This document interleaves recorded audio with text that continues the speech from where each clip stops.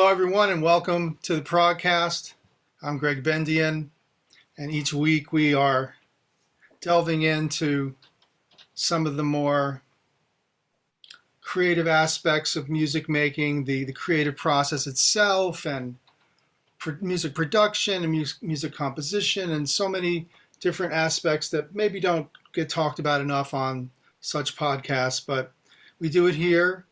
And genre is not an issue. We're open to everything over here. And that's why it's such a pleasure to have with us today my very special guest, Miguel Atwood-Ferguson. He is a violinist, he's a violist, he's a multi-instrumentalist, he's a composer, he's an arranger, he's an educator, and he is my friend. I'm so glad to welcome him to talk with me about music. Miguel, how are you? I'm excellent. It's good to see you. You're looking good. Thanks. You are as well. Thank you. Fatherhood suits you. Thank you. I'm learning a lot and enjoying the process. It is a process. You know, it's so interesting because you're starting a process that I started 20 years ago. And it changed my life in a huge way. And my sense of time changed. My sense of time on a micro and macro level changed. Never really to be changed since. It sort of got aligned. But, you know, the way we were before we were conjoined to other beings, you know, and the way we behaved was quite different. So this is, you know, I'm looking at you, you're laughing. That's great.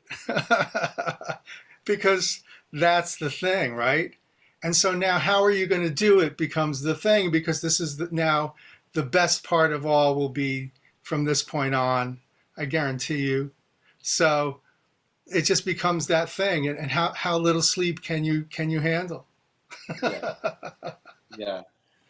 So Sebastian is 10 months old, and he started sleeping through the night maybe about 3.5 months ago, something like that. And that's when, you know, I started to like feel like, you know, my health, or like just, you know, my sanity, my life kind of come back to me, started pulsating on, you know, a more grand level. But since he's been sleeping through the night, I'm able to have better quality work. And, you know, I'm so foolish. I thought that, oh yeah, having a child is going to be a huge commitment.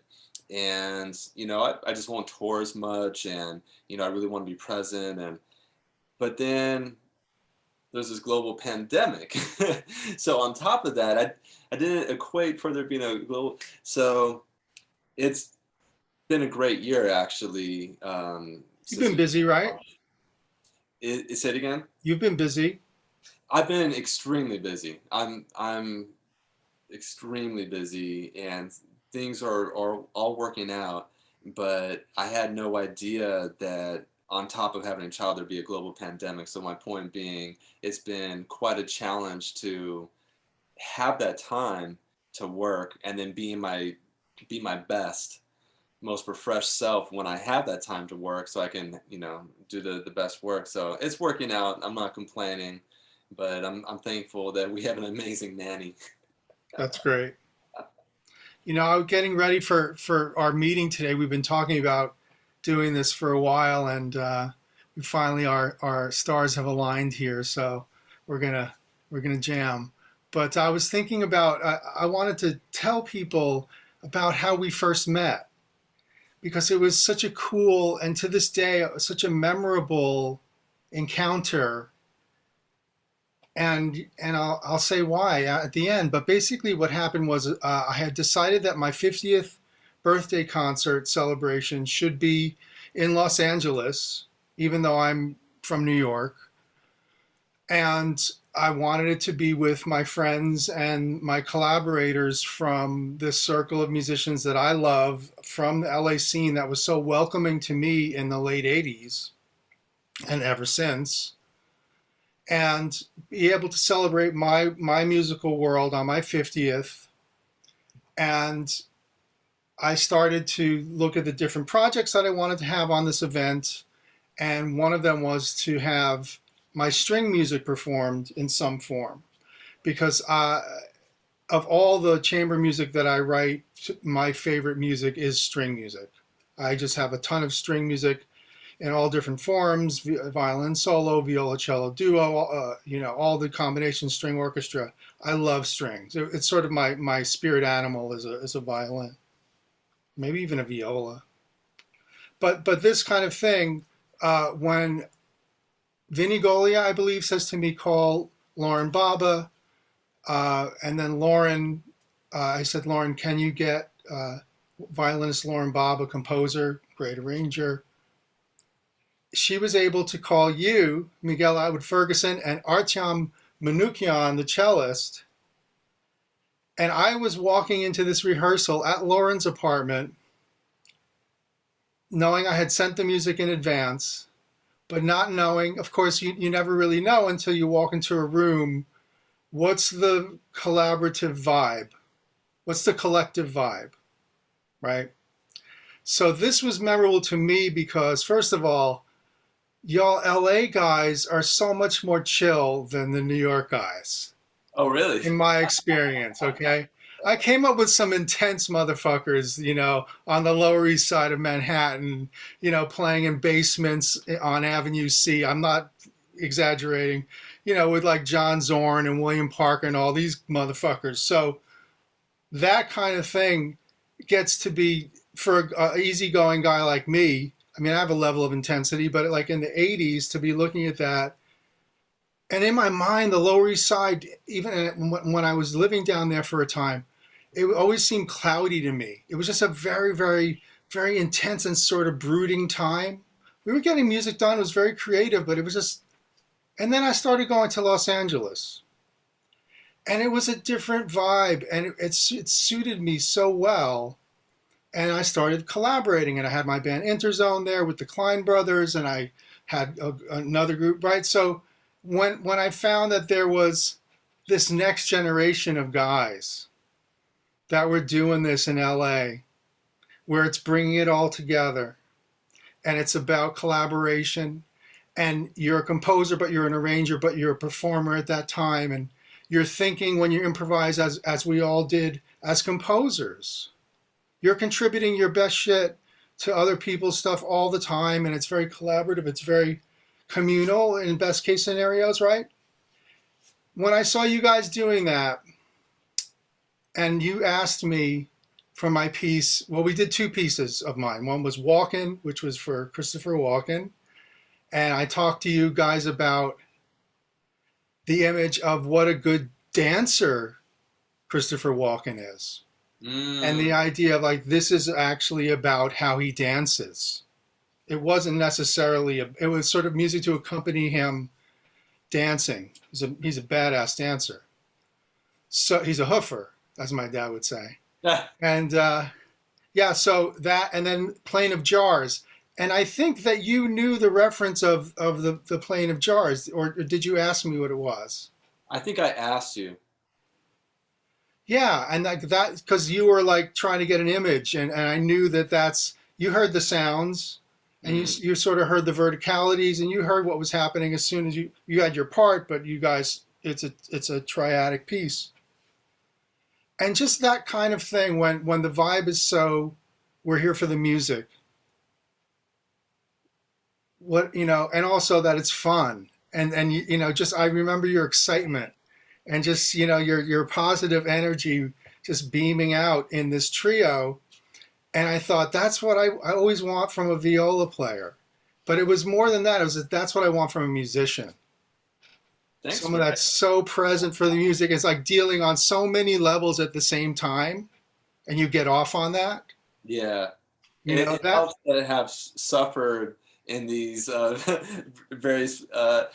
ways. Like as a composer, when I write something, I know ideally how I would like others to interpret it, and I care about their experience, so I really hope that they have a good time, and I'm trying to bring meaning to their life in a way that resonates with them.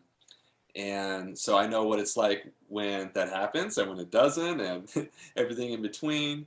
And I know what it's like to be a performing musician And you started very young, right? Yeah, I was 4 when I started on violin, and so took consistent lessons. Musical Um, household. Musical household, yes. My dad is a genius pianist and composer. Has written quite a lot of music, and wrote some hits for the Carpenters as well, and played at a James band. Um, What did he write for the Carpenters? uh, give me a second. It was a hit. The title will come to me in a Oh, second. okay, cool. I also played in Johnny Otis's band. Would play keyboards and guitars. And my mother was a special ed teacher, but both of them played records in the house, just very diverse records, lots of Motown. So it was all around me. Yeah. You're the One is the song that my dad wrote that the Carpenters had a hit on. Cool. Yeah, we grew up in similar households. My father was a visual arts guy and a art teacher, and he sculpted, he painted, he was a lover of art and film and music. So, we had crazy amounts of jazz in the house. I was just telling Dave Liebman this, that we had Brilliant Corners by Thelonious Monk was probably one of the first records I heard as a young infant. Whoa. So I didn't, I'm sort of coming to terms with that, slash the fact that you are an early starter like me, slash the fact that when I was 5 in 1968, my mom took me to see that movie behind us, although that is the Italian version, but of course that is Planet of the Apes. Wow. And my mom thought it was a nature pick. It was like a documentary about apes. And then we sat there with the atonal music, with all of the image. When the ape pulls out a gun, when you finally see the first arrival of the apes with the gun, I'm 5 years old. And it's dissonant music, and I'm being approached with atonal sounds and electronic processing at the age of 5 with this image. And that was it. Like, I think that's it. Because at that point, my visual to sound connection thing is locked in for the rest of my life. I have room in my early brain for asymmetrical sound stuff. So I'm not like locked into some sort of formulaic idea of music. I'd already been busted open with atonality from Jerry Goldsmith. And then, so coming down the pike, why wouldn't I study all forms of composition and all ways of organizing music? And I sort of look at it as predestined. But that's also the culture of our household. It's the culture of that moment.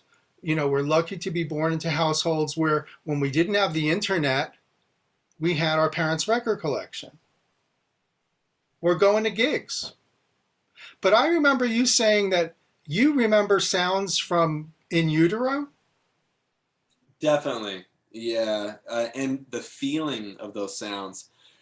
I was going to say a second ago, I think it would have been possibly a different story for you if your introduction to, for instance, 12-tone music was by someone or something not nearly as masterful, because even though I've enjoyed that series and that music before, when you reintroduced me to that series a couple years ago and I got the box set, that was one of the highlights in music for me in the last 5 years. And I just have one highlight after another.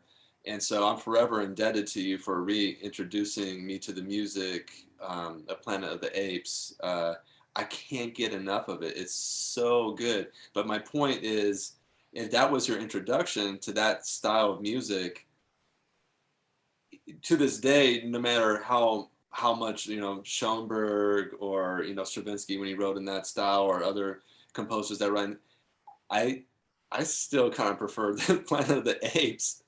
And But however, I wanted to tie this back to Webern, because Uh-huh. I really feel that he's the iconoclast in that group, and he's, as much as of course Schoenberg is credited, I think Webern becomes a touchstone for later people, even like Morton Feldman. Definitely. And I think that is universally accepted, what you just said. I'm I not, would hope. I did, from the little I know, that's what it seems like people agree upon. But my point is, what if you heard 12-tone music that wasn't as masterful? I wonder, and how your trajectory might have been different. Maybe you wouldn't have. I don't know. I also remember Fantasia has the second part of La Sacra on the dinosaurs. So it's the Disney dinosaurs, and the dinosaurs are dying during the spring. And I remember being, I guess I would have been around the same age, and it was at my dad's school. They were showing it, so my mom brought me to see it at my dad's school. So I was confronted with Stravinsky chords and that music, dun dun dun dun dun dun dun, right? And the dinosaurs are dying, and I freaked out completely, and I had to be removed. That's awesome. So I kind of go like, what am I? So that's what I'm responding to my whole life, and I think that we are kind of looking at. We're sort of, what was it, the word? We were genetically predisposed somehow to this experience, and also lucky enough to be old enough. I think, how old are you now? 40. Okay, cool. All right. So you're old enough to remember how things were before it got crazy in terms of velocity of music and all of that going through. So it was much more a home-based thing. So we're going to be like old school guys, right? Yeah, I mean, it depends how you define that too. But I have nothing against electronic music, but I grew up in Topanga Canyon around lots of wood in a wooden house, and my viola is wood. I have a very positive connection with electronics. I think there are also organic instruments, and that's how I define them. It's how we play an instrument is what defines our experience, to me, more than the innate properties of it. But that's just my own definition.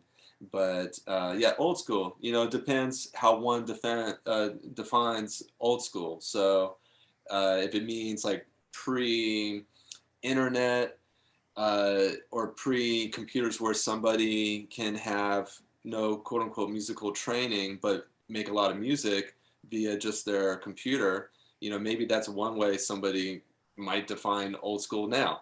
But 10 years ago, they wouldn't define it that way. So that's an interesting topic, is how does one define what old school is? How old is your dad? He just turned 70. That's old school.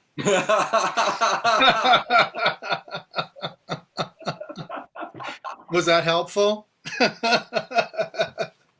That's old school, Miguel, right? Yeah. So and Yeah. and we respect it, and so you're brought up with that.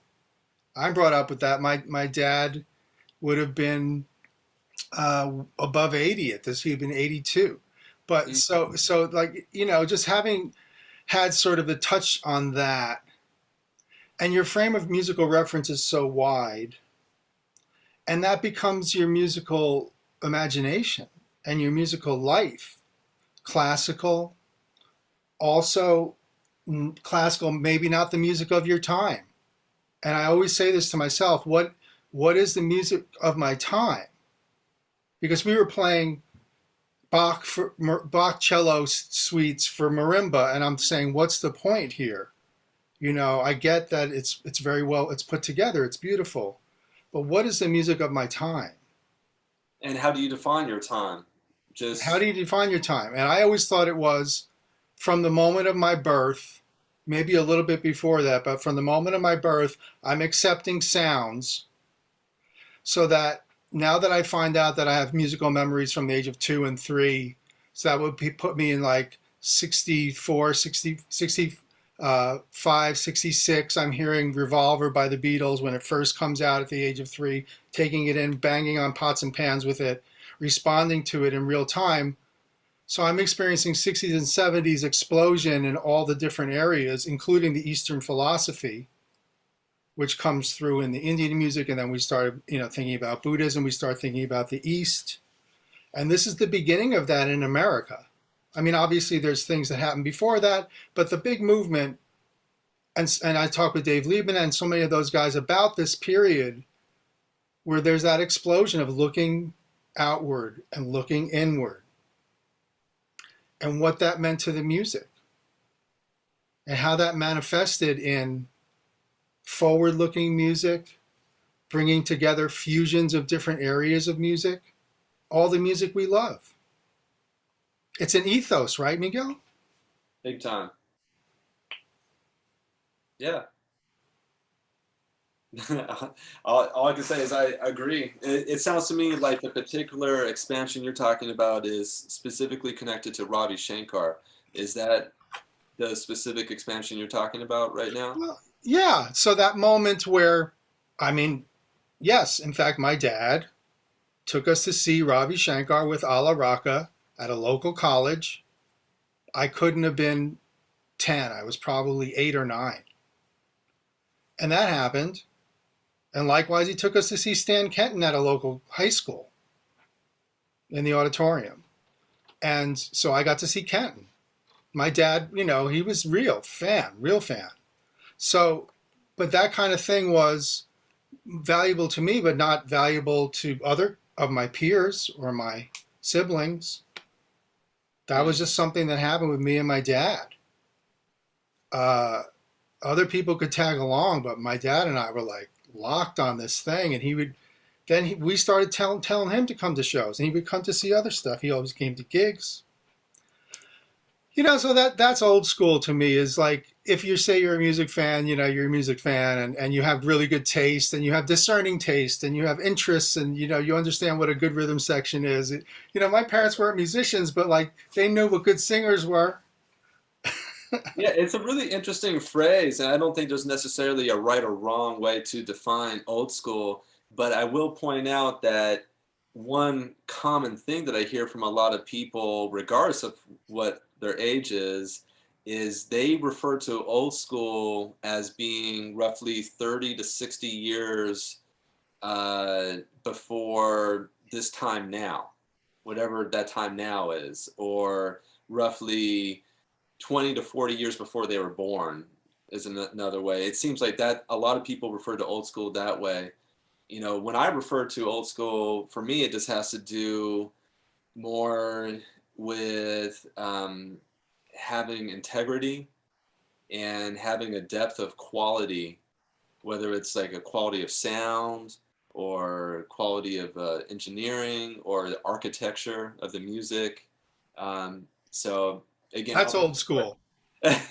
Yeah, just like so solid, where it's just having the utmost integrity and not selling out on any level, but trying to have the as much energy put into authenticity as possible. I also had a memory for you that I think you'd appreciate. I bought the 45, the single, of the theme from Shaft by Isaac Hayes when it came out. I believe it's 72 is Shaft. I don't know. I know you did the music for Luke Cage. You worked on that extensively. And I wanted you to know how important those early blaxploitation soundtracks were for me as a kid growing up outside of New York in the 70s. That was my soundtrack of the 70s. So like that Isaac Hayes thing with the Wah Wah Watson stuff and the extended instrumental on a single before the vocals even come in. I'm living that in real time, man. So I'm damaged from that. It's like that means that you could do anything you want. That was proof. Nobody told Isaac Hayes he couldn't do that. The people decided it was hip at the time, and they bought the records. Yeah. I love that soundtrack, though. Yeah. And also Superfly Curtis Mayfield. Oh yeah. Yeah, I mean, those are two of the greatest visionaries, in my opinion, of those genres and of that time, for sure. I see a lot of these great works as being jumping off points for us too. I like to, you said a comment a couple minutes ago about how these recordings exist kind of in our consciousness growing up.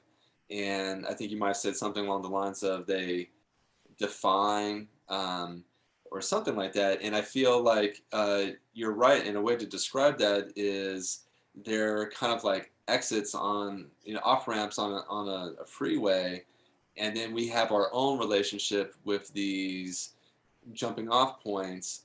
And, as young people, we're discovering, who we are, and we're developing our artistry. It's fun to mimic, not to copy, but to just use it as a jumping off point to get in touch with our own identity. And you're right. And that's been my journey for over 35 years on the scene, is doing different ways of challenging myself, but also addressing my interests in very specific ways. So the music of the Mahavishnu Orchestra became a project. The music of Eric Dolphy became a project. Wow. The music of Cecil Taylor obviously was a project that came to fruition with me playing in his band. So it was always very specifically, what are my interests? And I've only ever done what are my interests. And they're weird and varied, but at the same time, something happened in the 60s and 70s that made it permissible that you could follow your thing. And, I have to thank Pat Metheny, who, when we were doing the Sign and Four with Derek Bailey, said to me, I look at what you're doing and I think it's going to take 30 years for it all to make sense to people. And it was sort of like an encouraging thing and a death sentence at the same time, But that idea that, people know you for one thing. They don't know for your other thing. People know you for this thing. They don't know that you're doing that thing. Not that it matters that much, but the idea is, I think we were very inclusive in the 60s and 70s.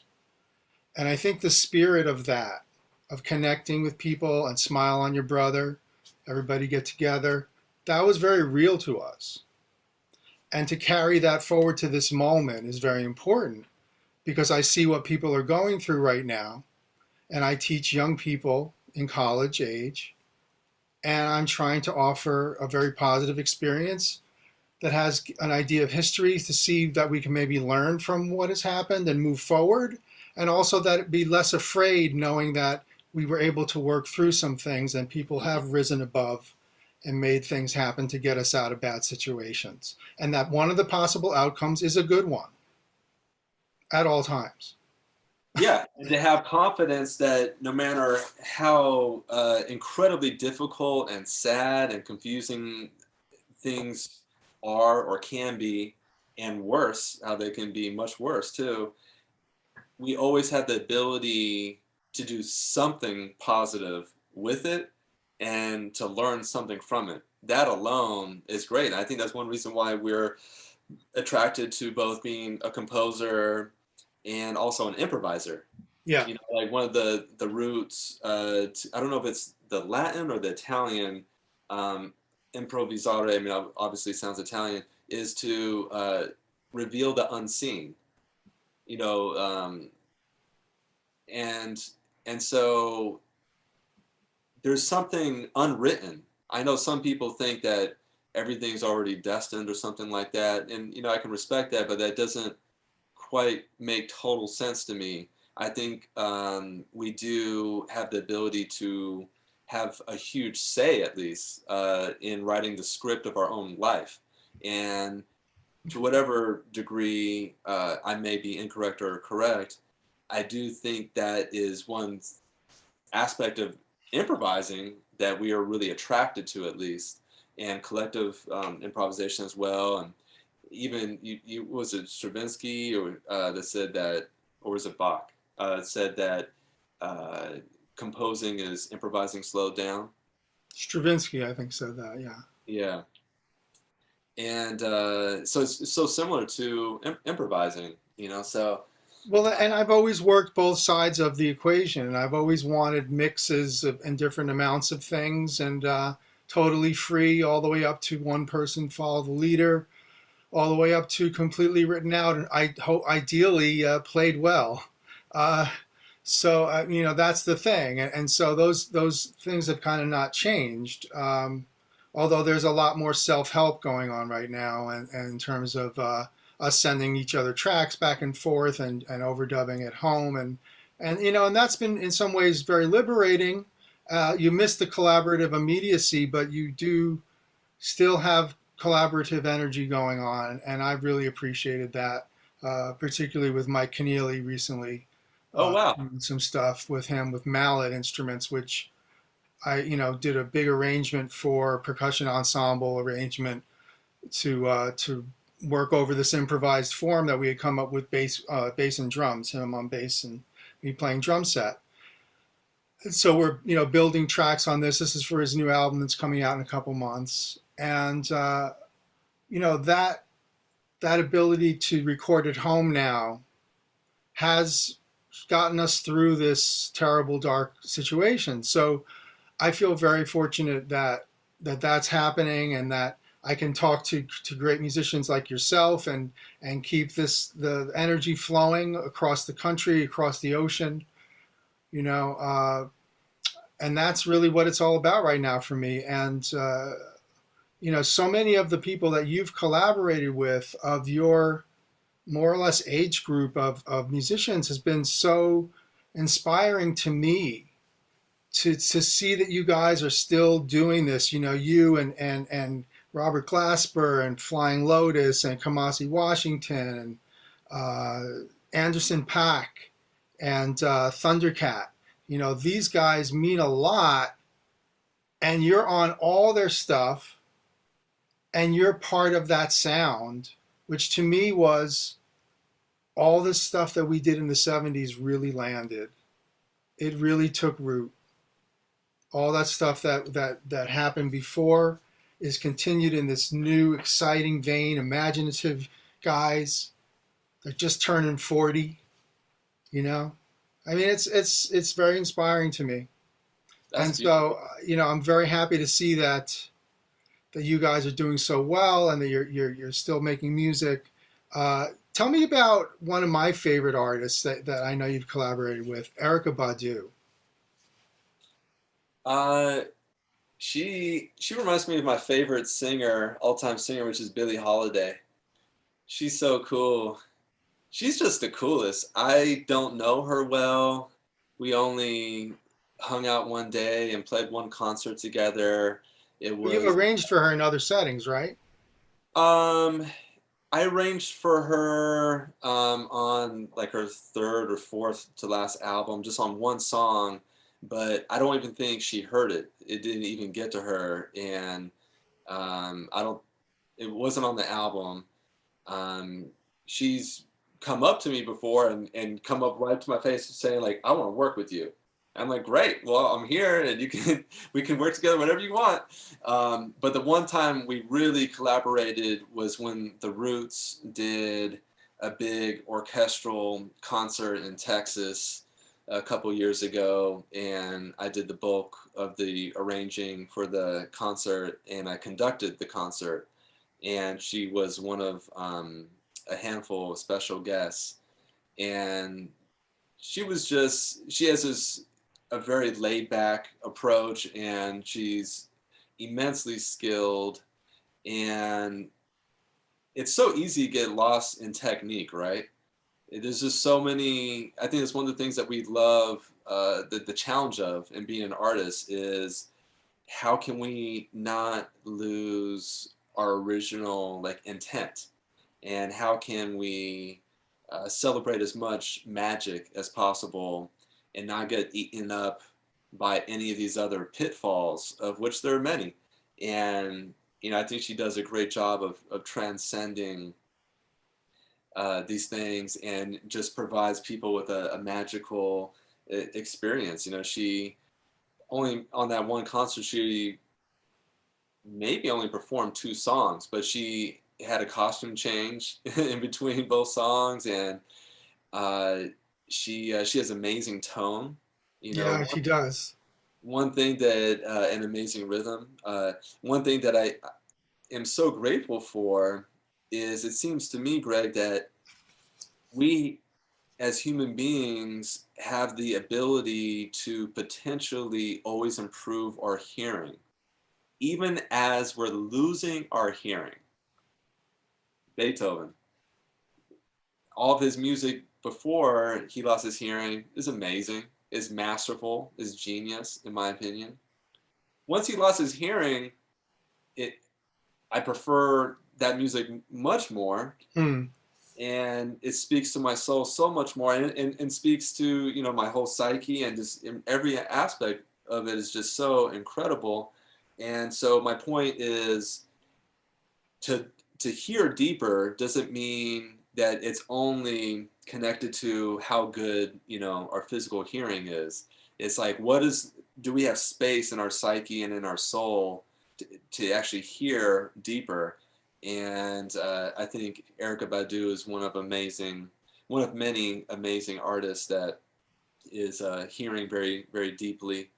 And even in her voice, I think that there's kind of like a symphonic element within her voice. I think a lot of the great singers have that. I know Oscar Peterson told Mulgrew Miller, who told my friend Gerald Clayton, that think of the piano as an orchestra. Yes.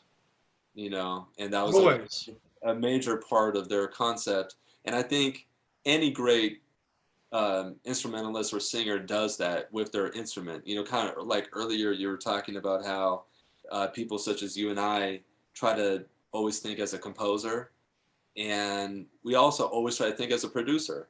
Yeah. And then also with our instrument, we always try to think of each note, kind of like B.B. King's a great example, that, all you need is one note. And if you really, really just say everything you want to say with that one note, you can get so much out of that one note. And along those lines, treating in terms of the tone and the sound, the sonic qualities of that one note can represent like a whole orchestra of sounds. And I get to say this probably every episode now, but Cecil Taylor taught me, you must make one note sing. So that's like, I think I was 18 or younger. It's in Downbeat magazine, I think. We were following. That's when that would happen. Yeah, you have Cecil Taylor's on the cover of Downbeat. All right.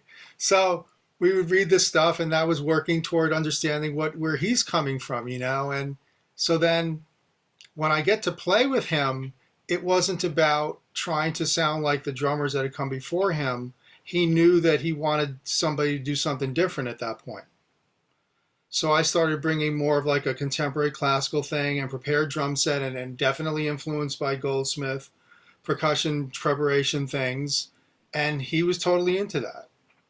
And so it just shows that like these guys, they're always open, and they teach us to remain open to possibilities, and to hear on a deeper level, where they're not worried if somebody black, white, or Hispanic. They're thinking, can that guy play, and what's that guy's sound, and what's that person's sense of time.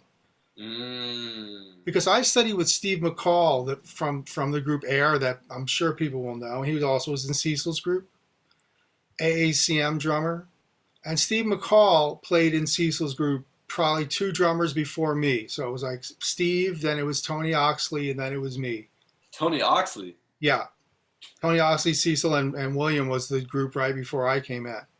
And then I said to Cecil, because Steve had just died when I was early in Cecil's band, and I said, Cecil, what was it like playing with Steve, to get a perspective from why Cecil would have Steve in the band? And he said, the time. And that was all he said. And I knew that that was happening with Steve on those Air records, you know, with Threadgill and Hopkins. Those records, you got to check out what Steve's doing, because no other free jazz drummer was playing with that kind of swing and funk and humor and tone. You know, that black Slingerland kit that he had, and the ride cymbal with a nail stuck in it, so for the sizzle. Like that I witnessed that while I was in high school. They played it at the local college, at William Paterson University. And I asked, could I study with Steve? And he said, you know, I'm coming to New York. When I get to New York, call this number. And I found the card.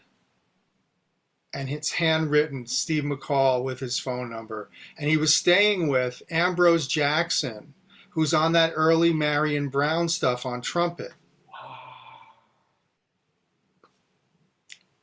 Touching these strands of history, Miguel, and it just, you know, it meant so much. And, you know, so that when you get an opportunity to play and do your thing, like, I just feel like it's rocket fuel, you know, it just like it propels you to go and do your own thing. And then they hear it and they go, okay, cool. We check you out. Okay. Keep doing that. And I'm saying that to you right now. I really agree with that. And I think that we're able to go so much further when we don't have to be tethered to tradition, but being really intimately not only aware of, but appreciative of traditions. You know, it's one thing for somebody that has no musical training to make something amazing, but then what happens? You know, and for someone to continue to grow, I'm not saying that they necessarily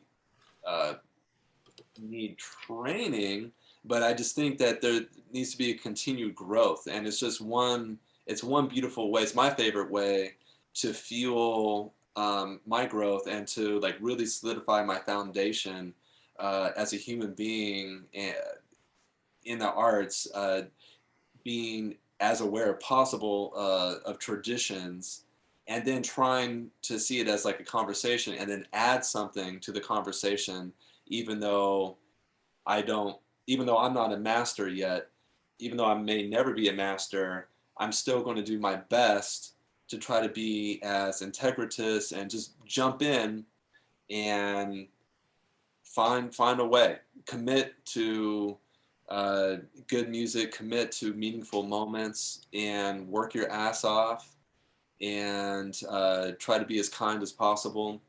But it's fun. It's so challenging. And, you know, to back up a second, you were bringing up so many beautiful topics, one of them being making music for one's time.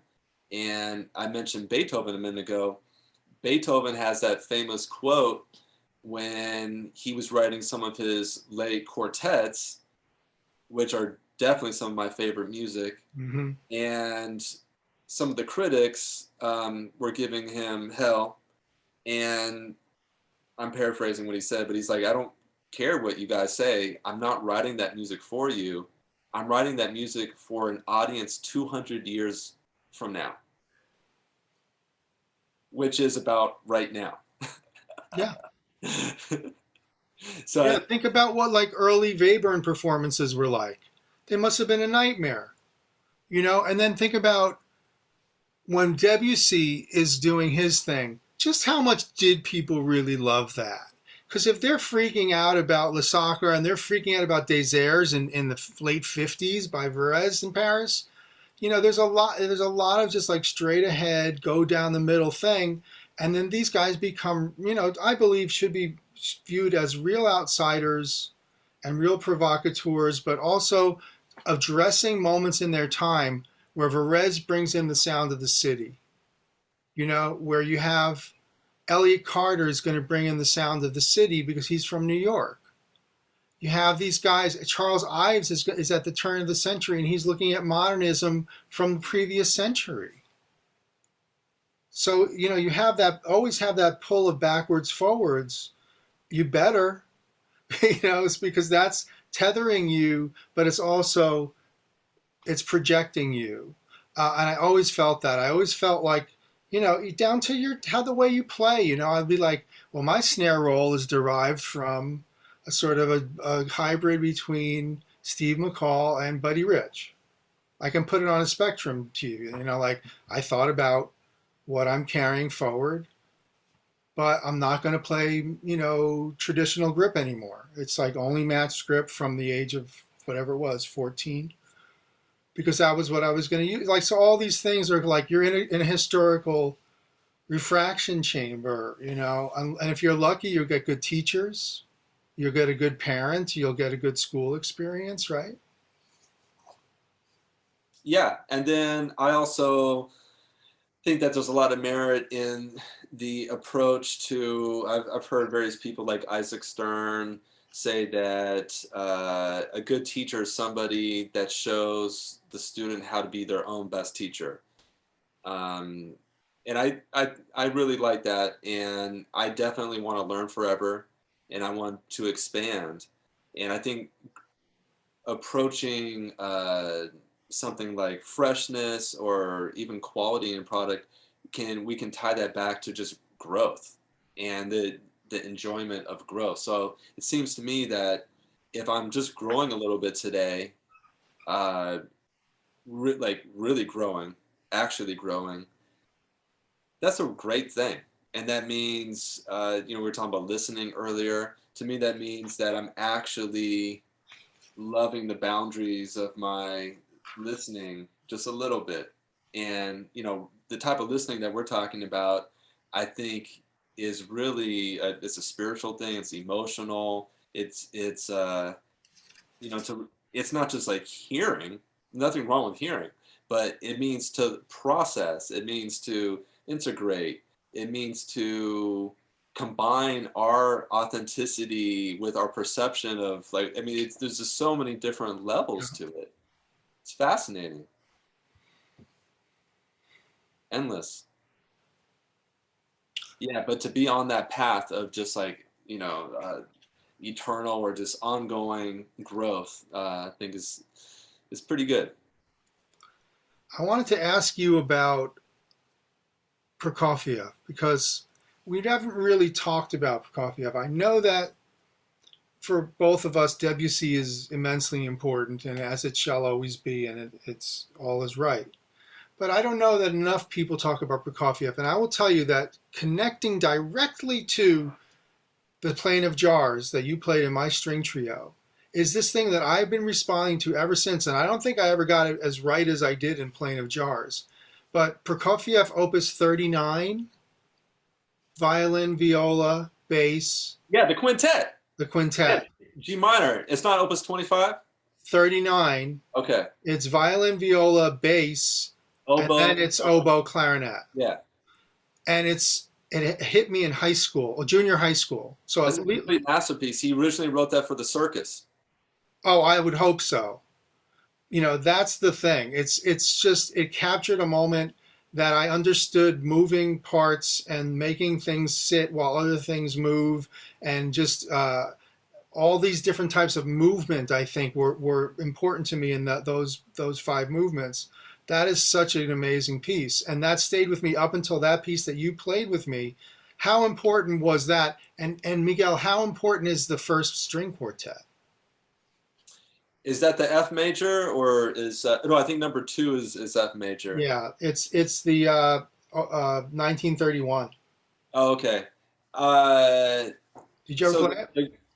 I played the second quartet more than the first. I think I only played through the first. I'm particularly a fan of the second quartet. I agree with what you're saying with Prokofiev, who, interestingly enough, died on the same day as Stalin. Oh, I didn't know that. Something like May 6, 1953, something like that. May 9th, 1953. Somebody that had such an influence on not only on his life and artistic life, but so many of his peers. Prokofiev is, people don't even understand. I don't understand how big of a genius he is. And you were talking about Sounds of the City. If you check out his 7th piano sonata, You can definitely hear, well, the pistons, and you hear these huge factories. I think he even talked about that, but so it depends if you think of factory as a part of the sound of a city. But yeah, The sound of the industrial age. ferociously so. Um, one of the things that I appreciate most about Prokofiev are his orchestrations and his extreme lows and his extreme highs. Yeah. I just really think that's one of the unique things that Prokofiev brings to the table. He's such a multifaceted genius, and when you think about written out music of the 21st century, he's definitely my top 10, if not top 5. But To this moment, right? spanning the 21st century, Yeah. or spanning the 20th century, sorry. Spanning from then Yeah, till now, I yeah, still think the yeah. chamber music of Prokofiev's is important. Oh yeah, for sure. I wish he had more chamber music. I don't feel like he had that much, and I Yeah. wonder what the reason is. Imagine if he wrote some like piano quintets, or piano quartets, piano trios. Imagine a Prokofiev piano trio. I don't think I've heard one before. I don't think so. I know he has like some arrangements of some of his like early works, but I've never heard anything on record. But a Prokofiev piano trio, oh my God. But yeah, so the extreme highs, the extreme lows, like the way he would use piccolo and the E flat clarinet, uh, that's really unparalleled, or it's very interesting the way he did that and very effective.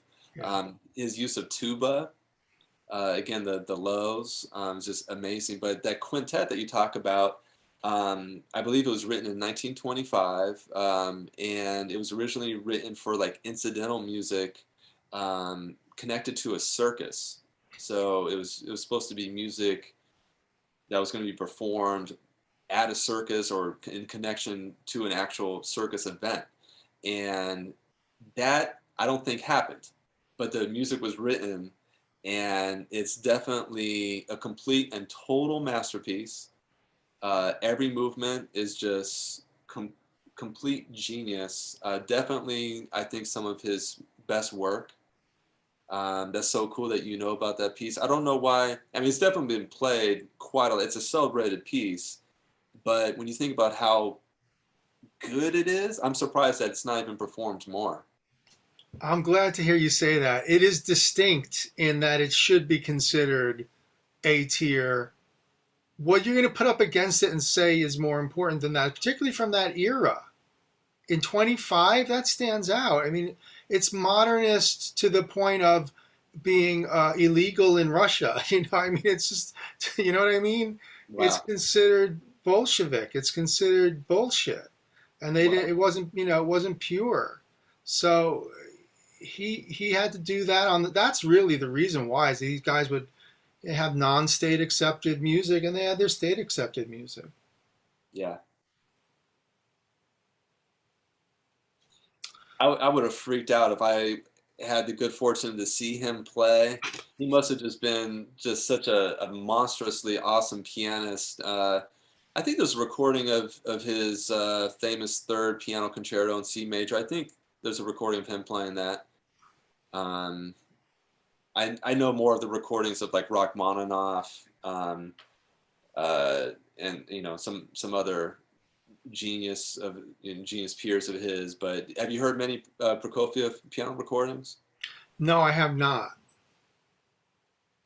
But I wanted to tell you that at Yale Oral History, there's a recording of Varese at a dinner conversation talking about, oh yeah, you guys, we used to see Debussy playing gigs all the time in Paris. Yeah, and yet people don't realize what an amazing pianist Debussy was from the guy that was there. So that's pretty interesting, right? Because that's not that long ago, and you go like, yeah, check. That guy, Debussy, also had that instrument, and he commanded that instrument, and that's why you got that music and everything that you got. Yeah. Yeah, there's some piano rolls that have recently been discovered of Debussy. Yeah. I'm excited to hear those. So what are you working on? I'm working on my album, Les Jardins Mystiques. I'm working on co-producing Thundercat's new album's orchestral album. I'm working on orchestral concerts for Lotus and Thundercat. My next gig is orchestrating for an amazing Indian artist, or someone from India, Sid Sriram, amazing singer, composer. But yeah, my main project right now is my album, Les Jardins Mystiques. So my first session towards it was in March of 2011, and it was a duet session with my buddy Austin Peralta, and we had just formed a duo around that time, and I was playing in groups of his, he was playing in groups of mine, and that was my first session towards my solo project. And I haven't been working on Les Jardins Mystiques consistently for 10 years. It's just like a session here, session there, and I've mainly been working for other people and doing some of my gigs around the world. But I have 500 hours of recordings, all my original music, and I've just been going through it minute by minute, making notes on everything, very detailed notes on what's what and what can I imagine doing with it. And it's actually more like 300 hours, but I am obsessed with reversing all of my music and then messing with the speed and then orchestrating on top of that. And so it's about 500 hours once you do that. And so I have it down to around 48 hours now, and I'm desperately trying to finish Volume 1. Volume 1 is going to be 2 to 3 discs, and then there's going to be a Volume 2 and a Volume 3, all on the Brain Feeder independent record label here in Los Angeles. And it's been... What is the website for Brain Feeder? I think it's brainfeeder.com. Brainfeeder.com and MiguelAtwood-Ferguson.com. Yeah. Yeah. And that's a lot of music, Miguel. I don't know how you can get it to fit. Necessity. So one of my joys has been going on hour-long walks with my 10-month-old harnessed to my chest. And so I'm getting, and with big hills and stuff, so I'm getting a lot of exercise. And I have my iPod, and I'm listening to just various takes and just going in my mind, thinking about what I'm going to do with this music. And I have an incredible mixing engineer, Benjamin Tierney, and I'm just sending him notes, and he's, send me back mixes, and I get around okay on Pro Tools, but he's a bona fide mixing engineer, very talented, and so we're both mixing it together, but he's the one getting the mixing engineer credit. But it's amazing to have his help, and yeah, it's working. It's coming out slowly but surely. Yeah, I know it's hard to choose your first babies that are going to come out on a certain project, but I think deadlines always worked in my favor, self-imposed or otherwise. Yeah, deadlines are great. I find that I make deadlines when they're for other people. I've already missed like 4 or 5 deadlines for myself on this project, like doing everything I could, but it just, I guess I wouldn't say I care too much, but I really want this first one to be the best I can do.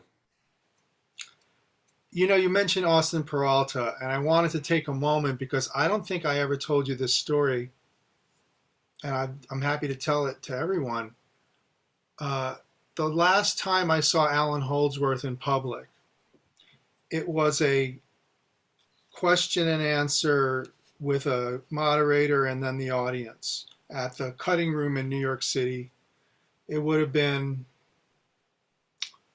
probably like a year before Alan, maybe 2 years before Alan passed, and he took questions from the audience, and two things came out of that question and answer period. One was I asked Alan, it seems as though you have a concept that you employ when you're taking an idea, a musical idea, and when it comes back on repeat, it's in a different key or position. I'm not going to say, I didn't want to speak and say key for him because I don't know how he thinks of it, but it's in a different position.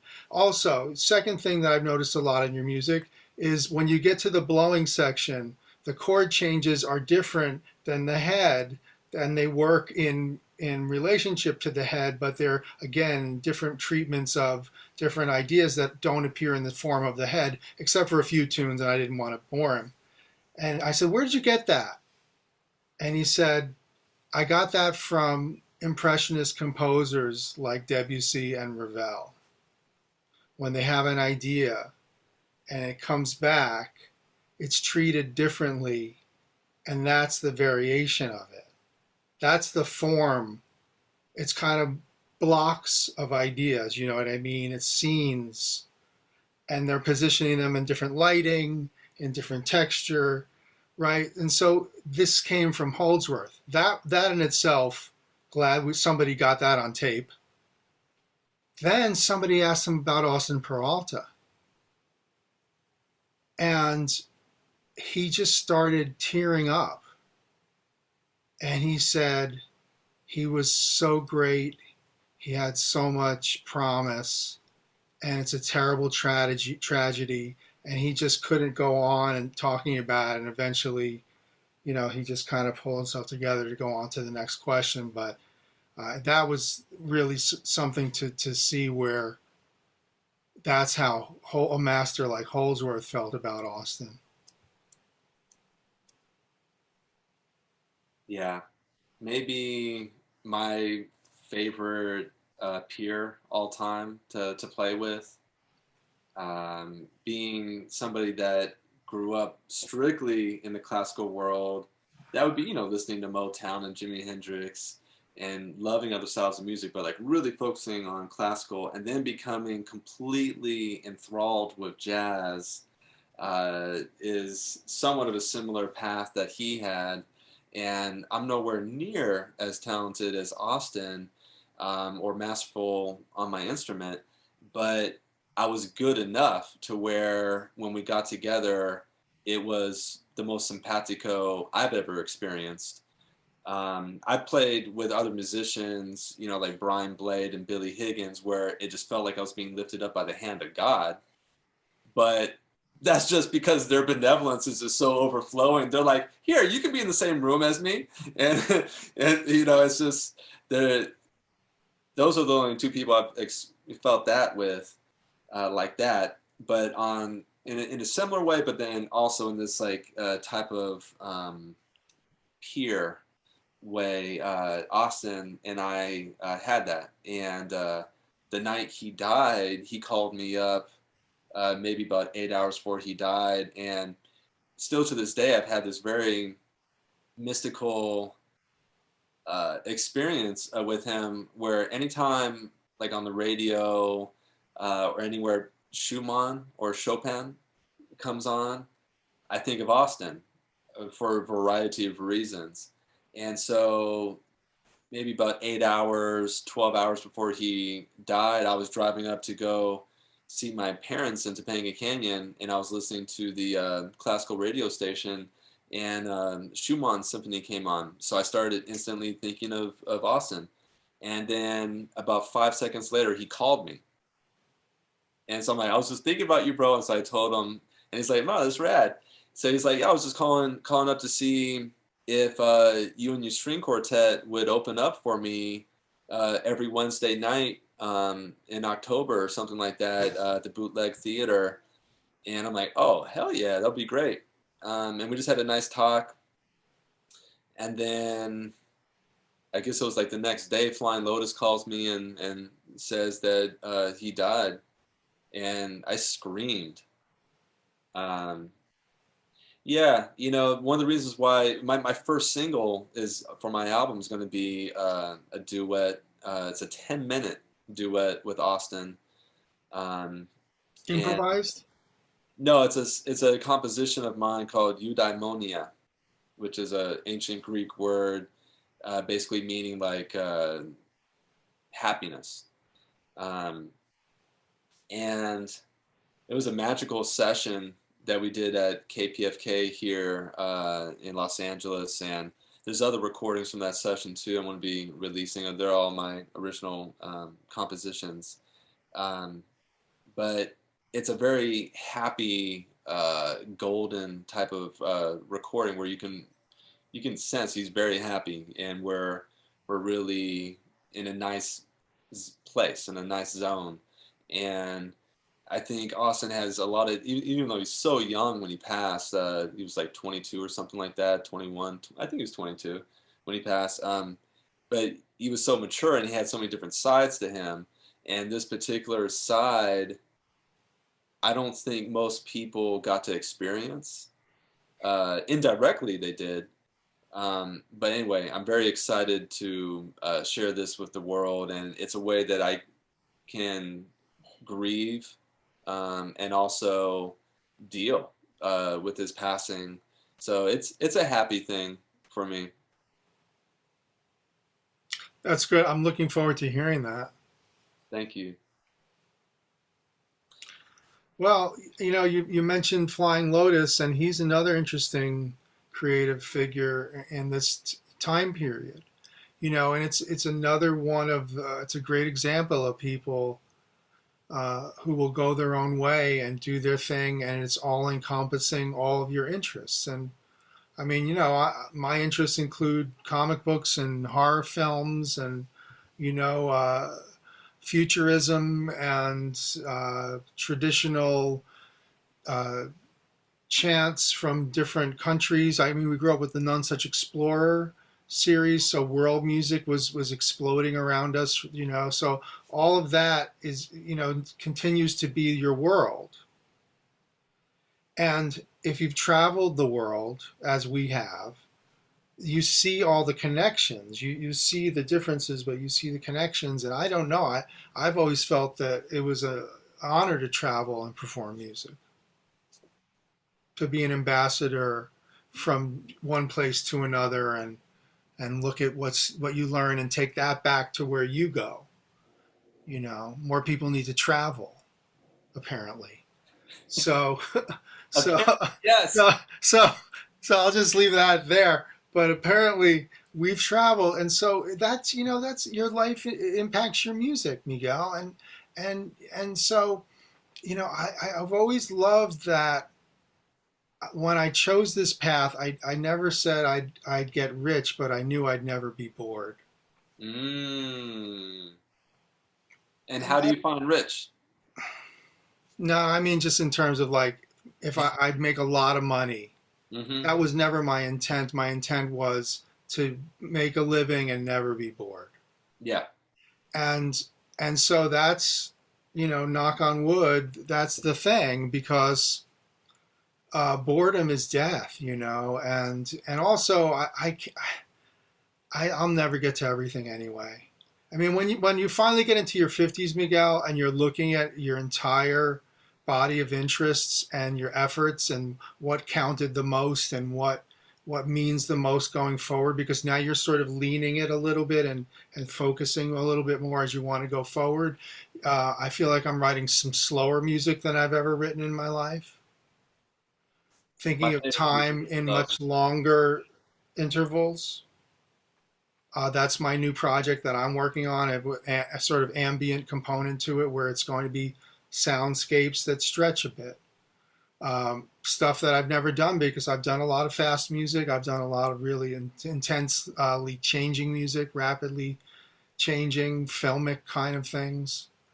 But no, now I'm happy to do like single scene shots, like my piece Shelter that I posted recently that you had a very nice comment about on Facebook.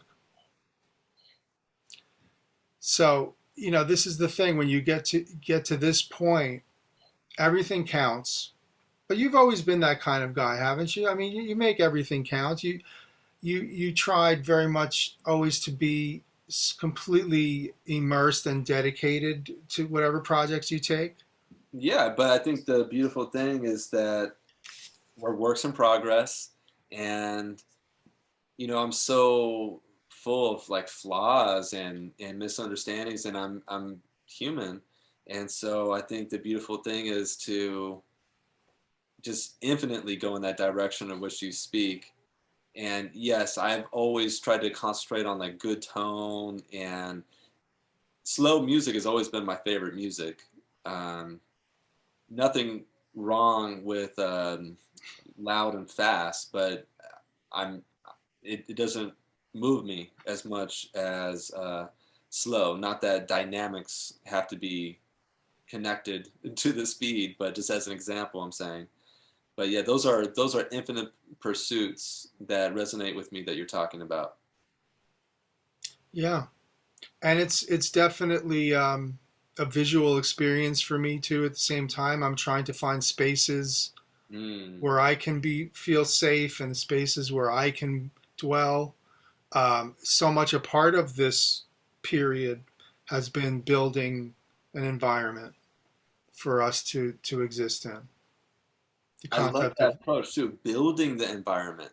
yeah, I'm feeling increasingly like that's the artistry, is building uh, the environment for something to have a chance to exist.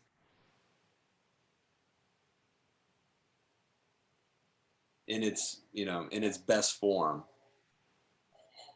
the time that we were given in this thing, I will say right now, has been a gift to me in that I have viewed time now. It became the fruition of this period in my life, coming into this sense of time, that care. I mean, particularly for a detail-oriented person, anyone that's producing knows, like you're always up against like trying to get stuff done and get stuff out and get paid.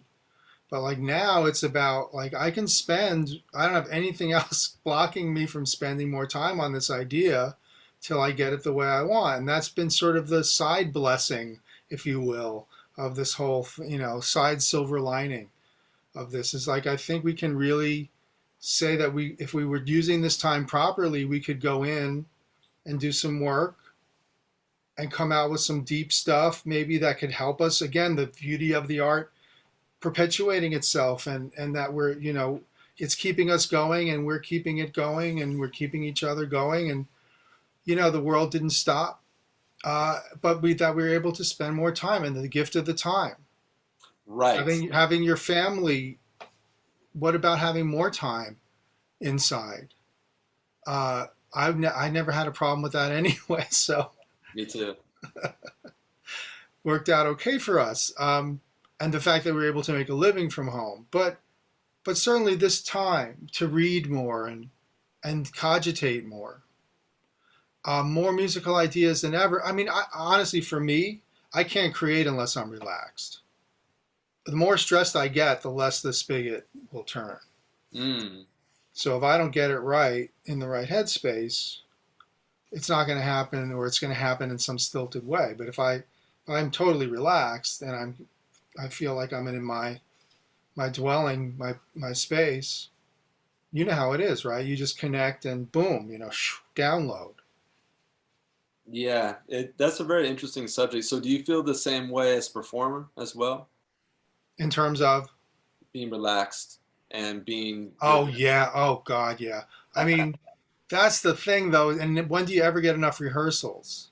So, it's that like feeds into that moment of like going for it.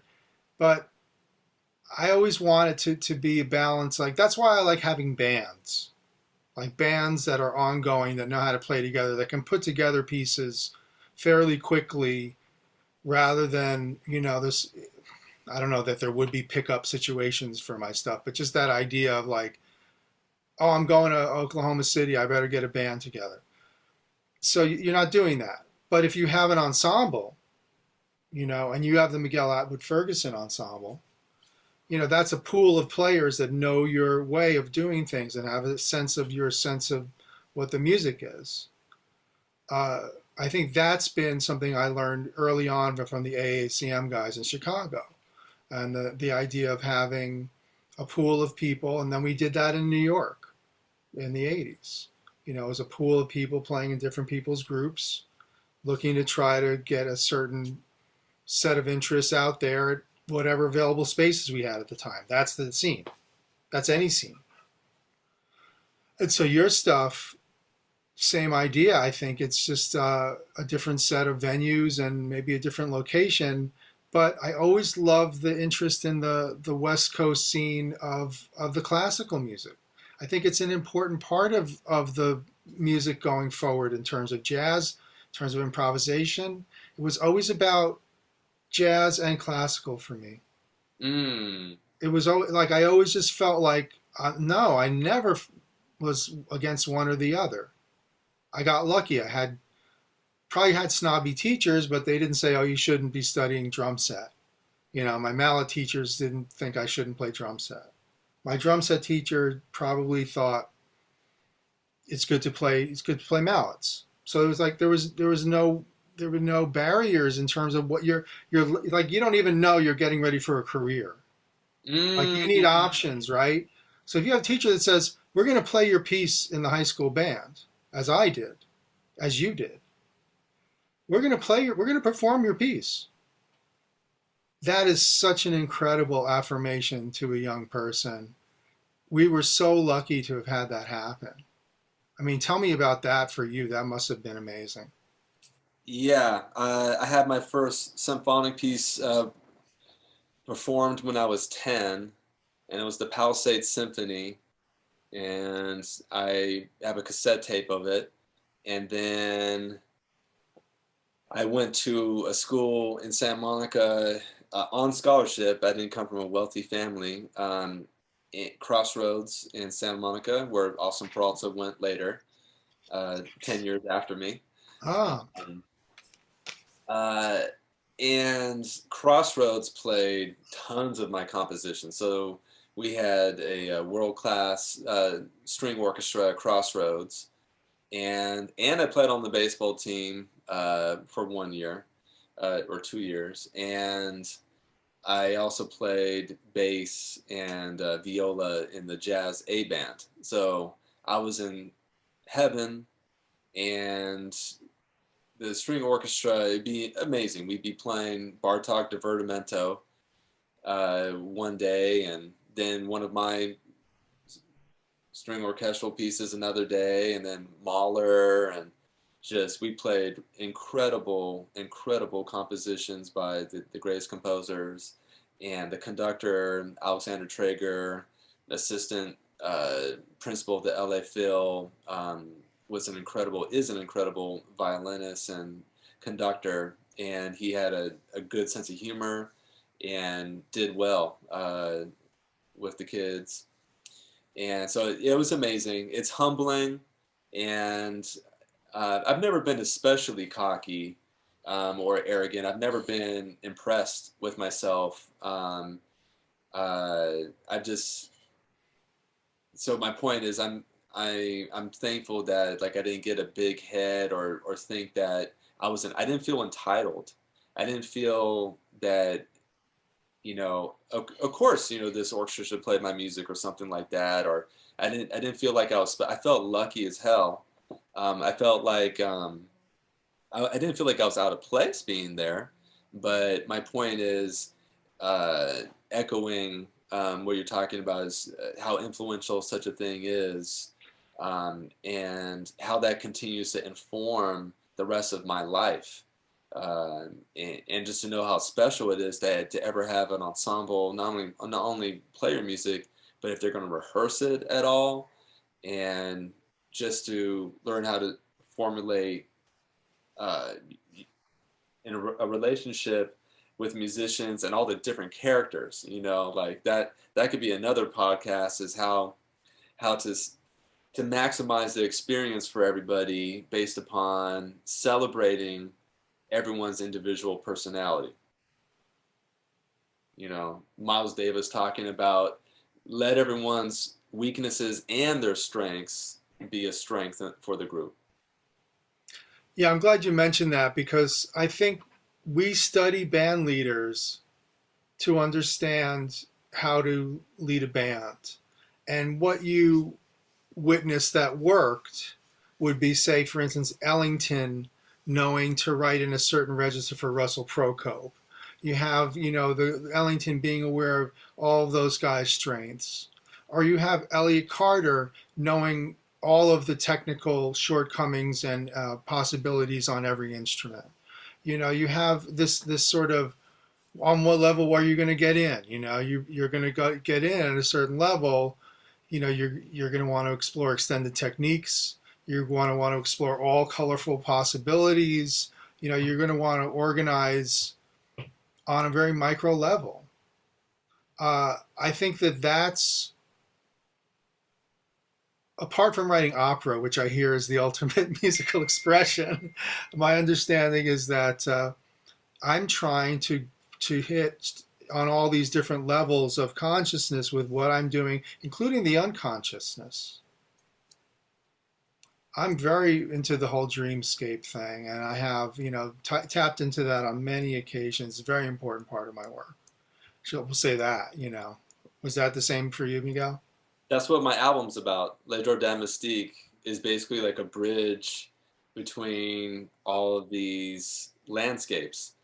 The mystical gardens. What I'm saying is that every track is a different mystical garden, and it seems to me that we are part of an infinite energy, and we might have like a finite life, but we're hitched, or we're part of an infinite energy, and in that, I don't think there's a limit to how much we can discover and explore in via the vehicle of our life. And so with each of these tracks on my album, I'm trying to empower myself and empower anyone that listens to it, to be able to crack open any blockages within what seems to me to be our own infinite universe.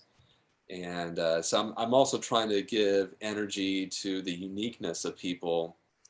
It seems to me that we all have so much in common, but we each have something very unique that we're bringing to the table. And I know there's a lot of wise and intelligent people that say things along the lines of, there's nothing new underneath the sun. Many wise and intelligent people have said that and say that. And I personally just disagree. I think that the particular combination of vibrations and molecules and thoughts that are us, we're actually bringing something new to the table. It might be completely directly connected to millions of people or just connected to so many other aspects of life. But I actually do think that, I mean, I've never heard music before like yours, Greg. I hear certain things that it makes me think of, but you are unique. And that's definitely something that I am interested in doing. I'm trying to study history, like I said earlier, so that I can add something to the discussion, that I think exists through antiquity. So I relate very much to what you're saying, and my whole album's based upon trying to energize myself and other people with getting in touch with their, what I'm saying is infinite subconscious and unconscious, and I think it's like this infinite portal. So I think it's a very, very stimulating subject. I know that you're a visual guy because I know that on Facebook you often post paintings of some of my favorite artists.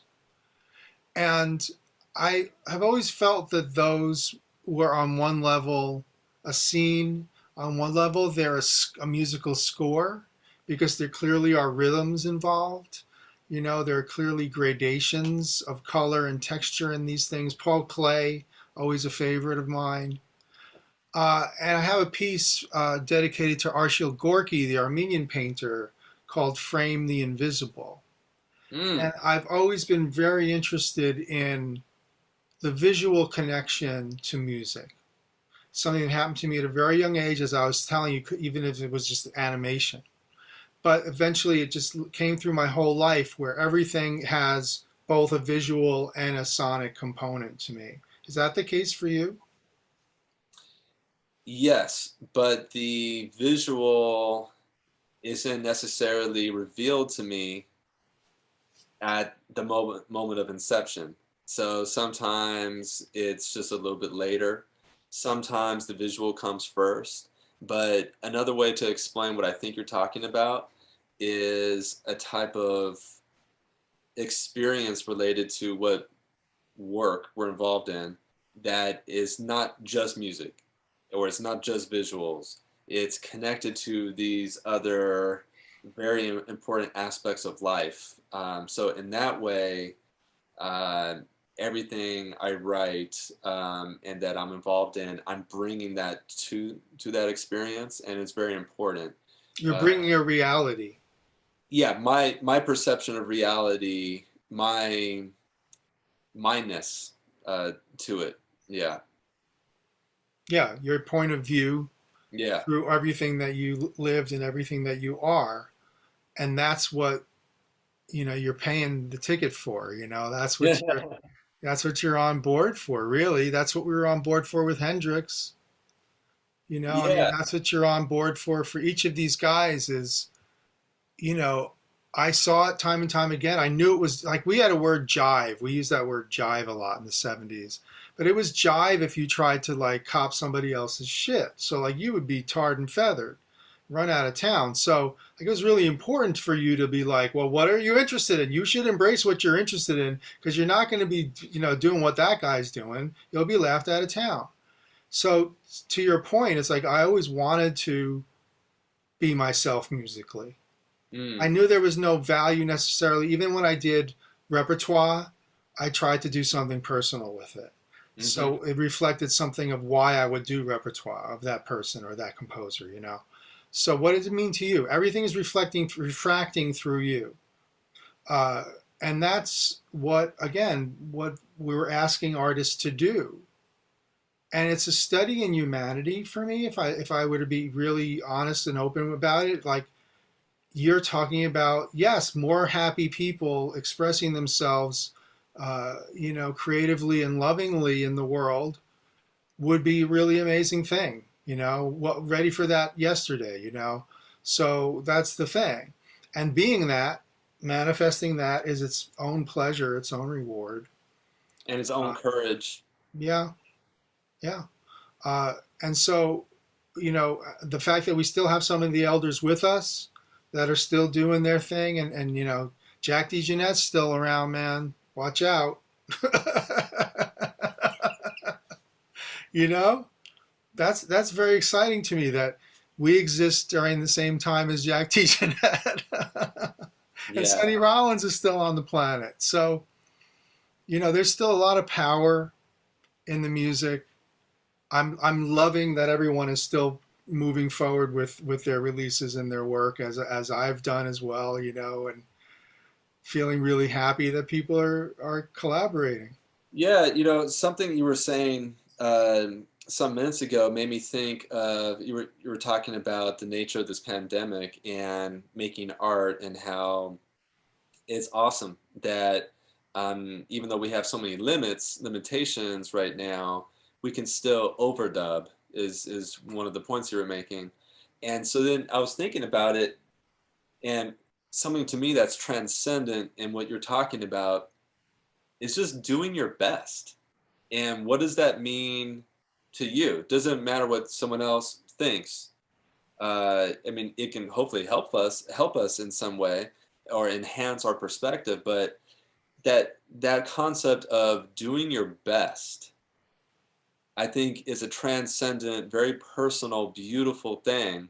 And it doesn't have, it's not some like type of Olympian type of mindset per se, but just like, what does that mean to you? Maybe that means rest.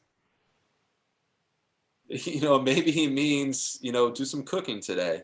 But whatever that means, I think is something that I personally value a lot. And I just think it's a very personal statement, or it's not for anyone else to judge, but us for our own life. And so during this pandemic, it's interesting. It's brought up so many things, but I refuse to think that it has to be just because there's certain intrinsic difficulties and sad aspects, horribly sad aspects to it. In no way does that mean that intrinsically the pandemic has to be only a negative thing. With what we do with this time, for instance, for one, and I really hope that we can learn so much. Yes, and what it taught us about our weaknesses. Oh, What's teaching us about humanity. What it's teaching us, if you're paying attention, that you can learn from this moment, because it's slowing you down and slapping you around a little bit and saying, hey, you know what, check this out though. I think that's the biggest thing. That's where I found some sense of place in all this, that I have, done okay in this, and I should be very aware of that, and I should act accordingly. So, that's important. Yeah. People are realizing it. I think that's a good thing, yeah. heartening. Yeah. I would have thought there'd be a little bit more chaos than there is. And actually, just mean to say that I've seen a lot of rising above going on. Yeah, I'm not one of those people that thinks that human beings are intrinsically evil. I know a lot of people that just demonize human beings, and I don't blame them. We human beings have given the people that think that a lot of fuel for their fodder and a lot of proof of how horrible we human beings can be. But I'm convinced that human beings are intrinsically good, if there's such a good thing as good and evil, just good, happy, positive, empathy, and that some of these horrible behaviors are learned behaviors. Maybe I'm wrong, but it seems like that's the case. And yeah, I'm encouraged by many things in the world, and I will say this. I choose optimism as well. So I naturally feel optimistic, but then I also choose optimism. I think it's interesting, what we do with what we perceive to be a fact is very interesting. I think there's so many different ways we can go with what we think is a fact. We've certainly learned that. Yeah, right. Well, there's so many lies attached to what what you're referencing also, but it's like, what are we choosing? That's one thing I've been researching a lot, or just contemplating and questioning, is like, well, what's my narrative? And you choose your own narrative, by the way. Yeah. So you can certainly accept narratives from others, but the ability to choose one's narrative has probably saved my life. So I have to say, like, that's something you can just keep telling people, maybe, like, try to do that, and try to be, nice to people on the way. But I do believe you when you say that. Yeah, so I have to, question myself lovingly, like, how much truth is in my narrative? And so I find that empowering. And the more I do it, the less intimidated I am in general about lovingly questioning myself, because it's coming from a place of strength in that way. So to be able to see, like, oh wow, actually, this part of my narrative is just false, and it's just coming from this place, and then being able then to be like, okay, cool. Well, now I choose to exchange it with this, or make that change. And so when you're talking about Jimi Hendrix a minute ago, and like music that is transcendent of just like like notes or something, but it's connected to, if I was understanding you correctly, it's like you're saying that it's this is about life, and like what not just like what type of human being are we, but what type of life is meaningful to us, you know. And so that's definitely the music that I find most stimulating. Is It's not just academic. Nothing wrong with academia, but at a certain point, I just don't want to be, you know, confined to any world. You know, I want it to be like visceral, and you know, I want to hear music and it make me think of a type of food, you know, or an experience I had. You know, filmmakers are very inspiring to me, Miguel. And one in particular is Guillermo del Toro. Oh yeah. Del Toro is such a badass. And one of the things that he says, I think, is very important when we're talking about art and artists. He likes guys that get high on their own supply. I think that's the very essence of what we're talking about. Like, you know, Yeah. I knew that nobody else in 2000, 2001 gave a shit about comic books or Jack Kirby. That's 20 years ago. The comic book market and the interest of fans in who did what and who created what. But I knew that I was going to do this project honoring Jack Kirby created, you know, 3/4 of the Marvel Universe at a time when they were still arguing over his estate for the 20th year. So that's the thing. And it was a joy, and it's still, to me, one of the greatest joys of my career and my life, because it turns out there were other people that were interested in that, but it just took them a little while to sort of go, hey, you know what? Jazz and comic books are related. They're both uniquely American art forms. They're both even sort of percolating around the same time. Wayne Shorter talks about it quite frequently. Yeah. And I've luckily been able to speak with Wayne about that for Yale. But anybody that's into that and sees that that was sort of the beginning of my visual world too. I'm listening to music and rifling through comic books. You know, that it's always, even in the case of Marvel, very moral tales, very sort of complex tales. So I was responding to even a whole culture of growing up with a moral system of right and wrong that was portrayed in those comic books by largely Jewish authors and creators, which is interesting, and that changed. But you know, that's something that was in there in all the DC comic book stuff too. But that idea of, you know, responding to your I hope that I'm always responding to my childhood in a way, because it connects I love me. that. You know what I mean? It Yeah. connects me to a joy, an unbridled joy of experience. The first this. Possibility. Yes. So who said you couldn't? You know, you didn't know you couldn't.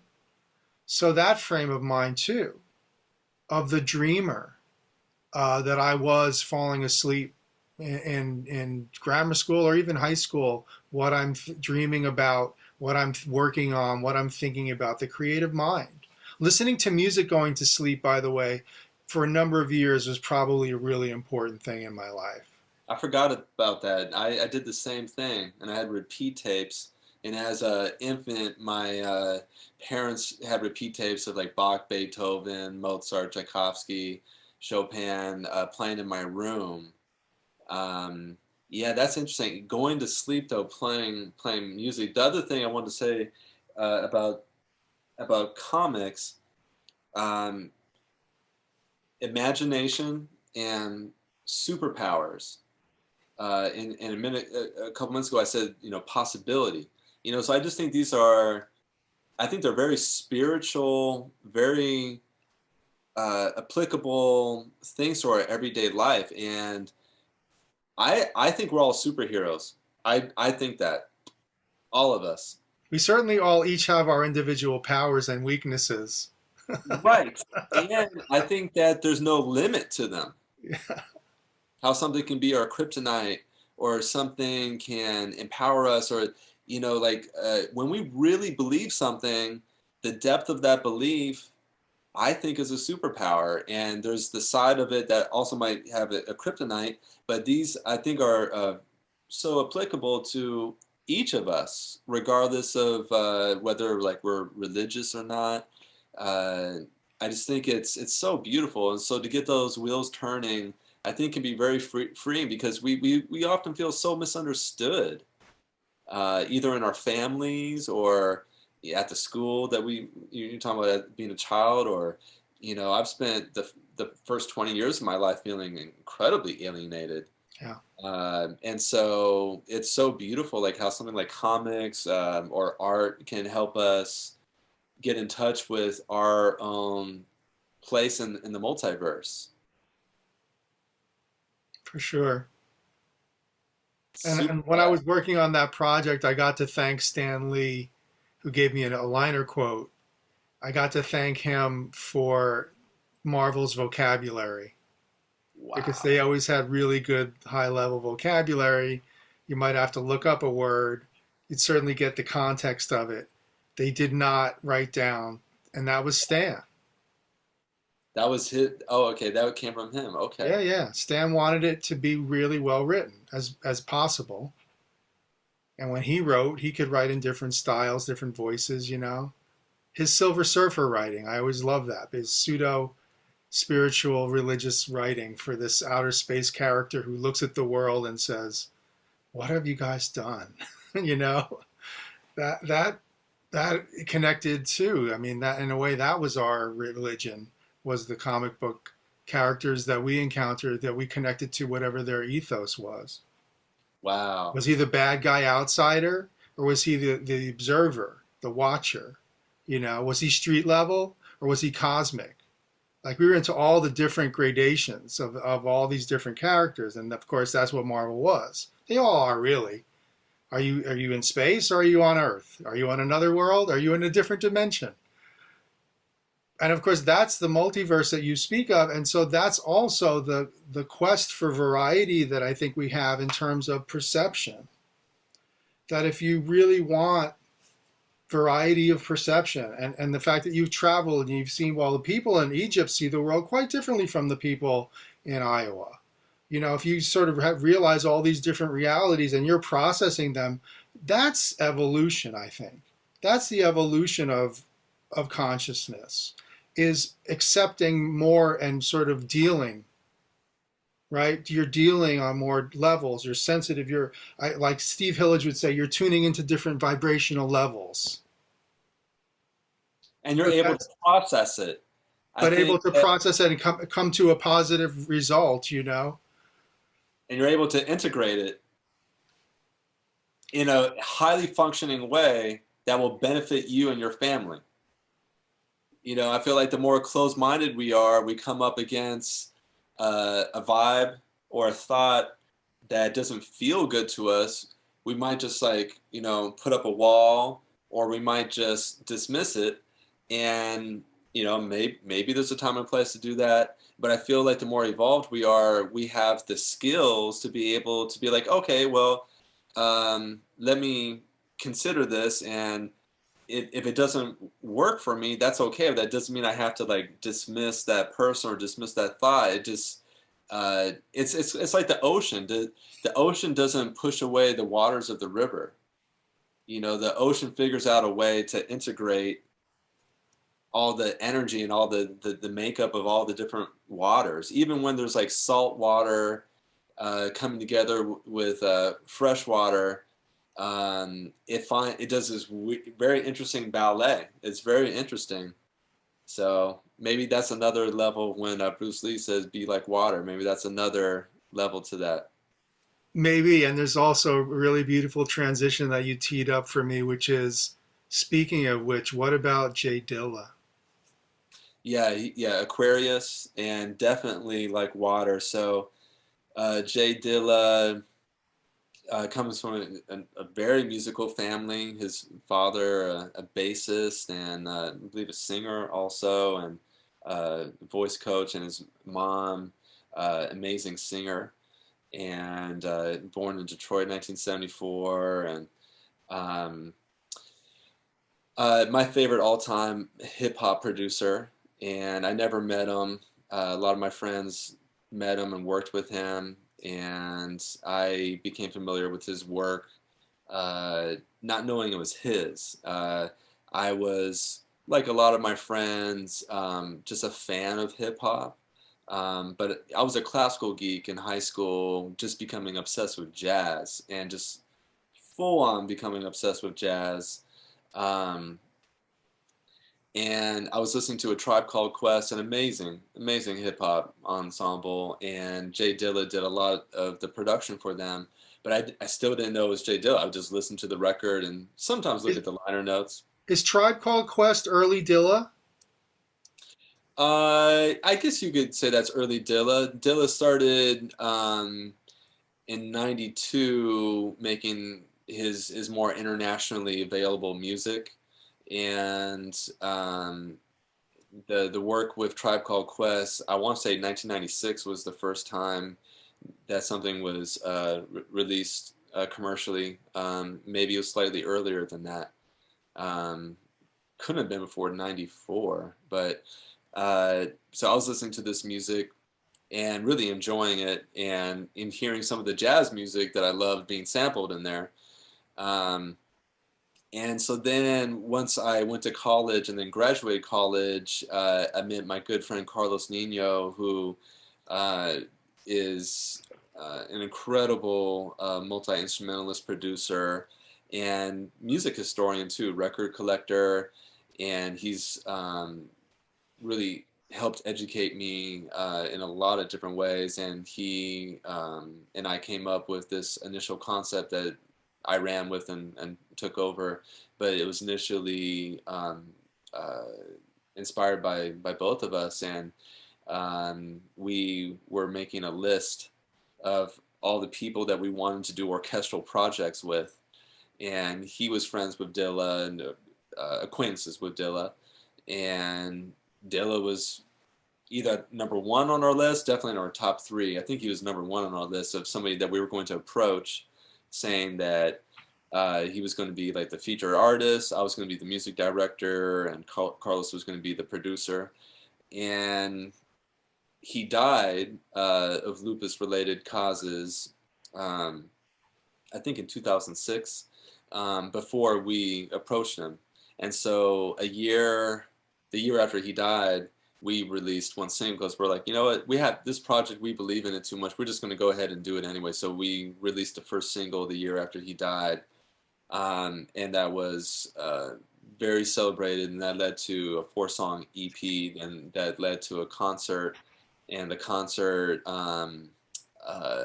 is called Suite for Ma Dukes, as part of the Timeless series produced by Mochila, and that was with the symphonic orchestra. I wrote all the music and handpicked all the players and wrote all the arrangements, and it featured Thundercat on bass and Cream Riggins on drums and some of the MCs that Dilla worked with, and it brought another side, or multiple other sides, of music and life to that music that wasn't previously there, and people dug it.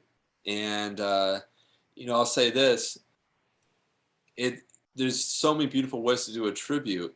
I don't think there's an incorrect way. I mean, the better intentions we have, I think the better it is. But the route we took was not trying to recreate. There's nothing wrong, in my opinion, doing a tribute to somebody and recreating it. That's fine. That's great. There's a place for that. But our approach for this particular tribute, I think, had its strength because of the approach we took, which was to not try to recreate, but just try to celebrate that music and celebrate that person, celebrate his family, celebrate all the music that was going into the music he was sampling and dealing with. Celebrate it in a way that was most sincere to us.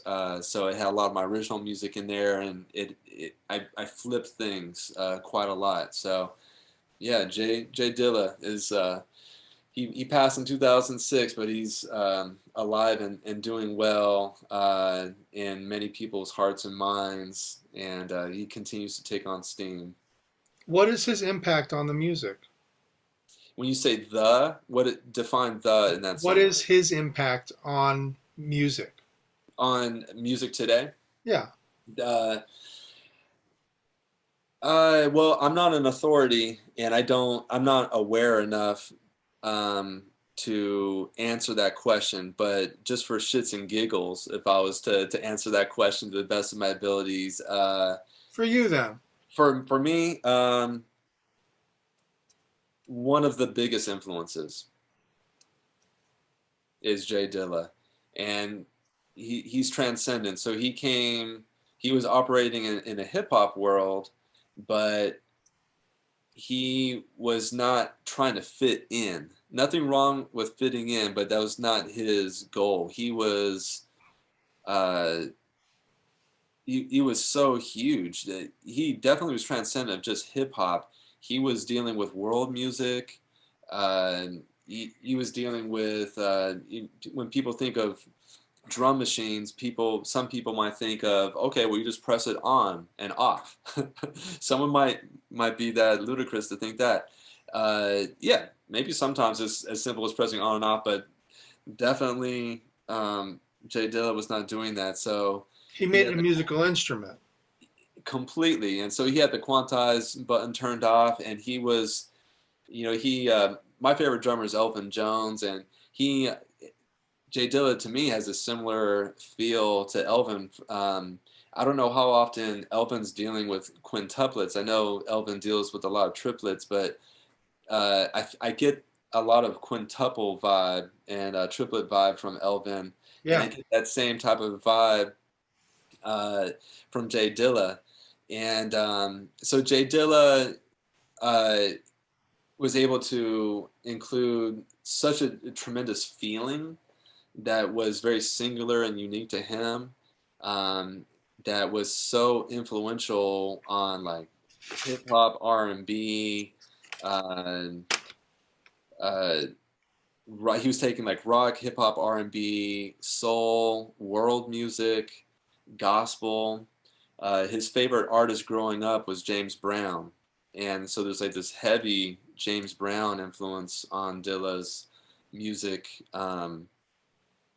Uh, and so he's kind of like he's kind of like ground zero of all like these meeting points in American music, and not just American but like modern music. And so he was able to like bring it together. And so uh, obviously there's millions of people that have never heard Jay Dilla, never heard his music, but I think he's one of the biggest influences on modern music, and somebody that's just not popular, but is a true artisan. When Tribe Called Quest was getting a Grammy and he was nominated for a Grammy, he didn't want to go to the Grammys. Nothing wrong with the Grammys, but I'm just saying that one time, that however many hours it would have took for him to go to Grammys, he's like, no, I want to be creating. Like, um, he's a genuine artisan, somebody that was always in the laboratory, always searching. Died when he was so young, like 32 years old or something, but already had like 5 or 6 distinct periods in his life, and he was very prolific.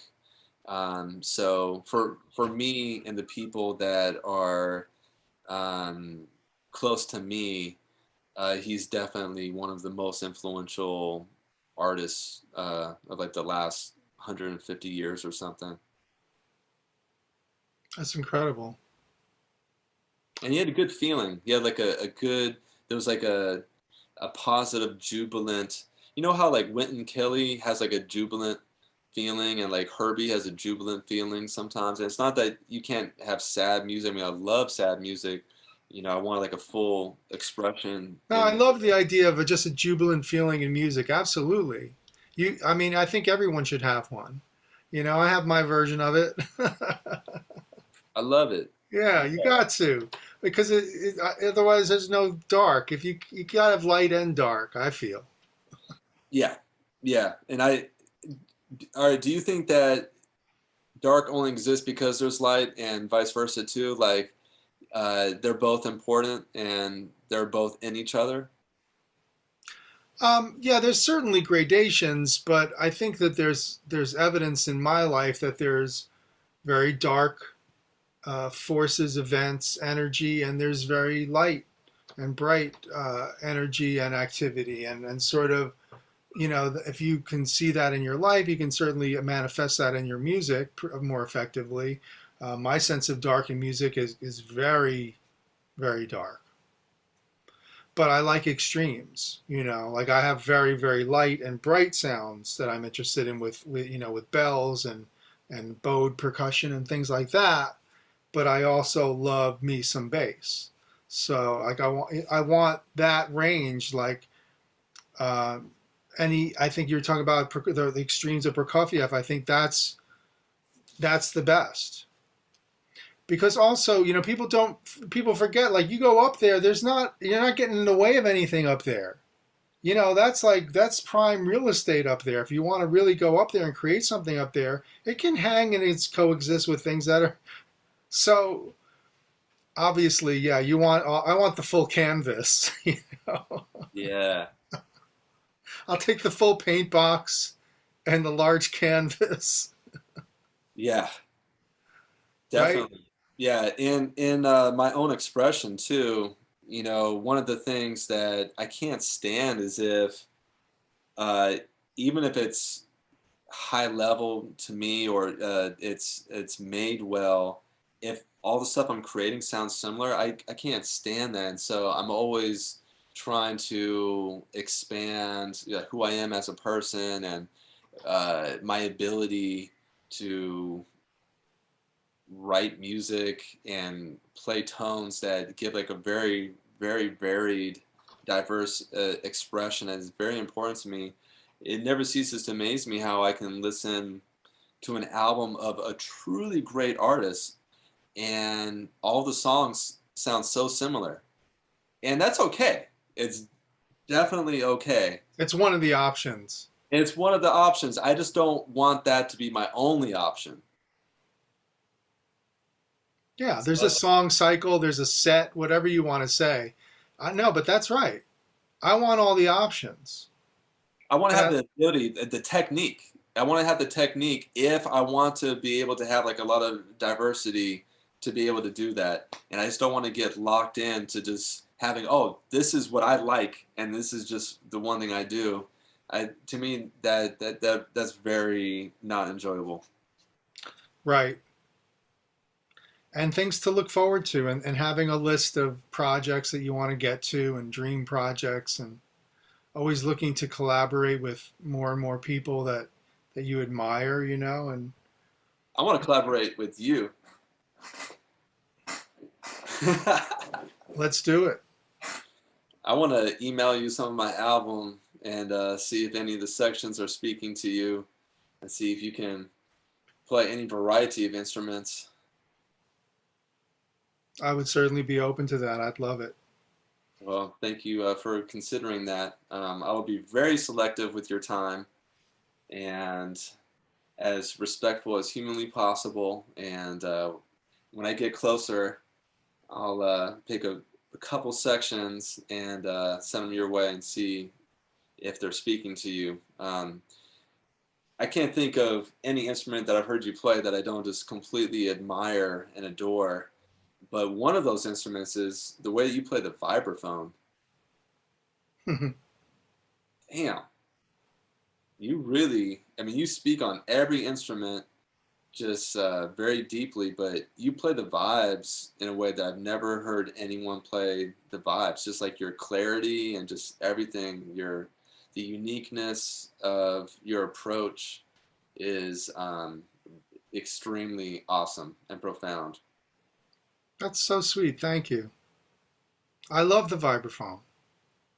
I think it's a forlorn instrument. I think you got to give the vibraphone some love.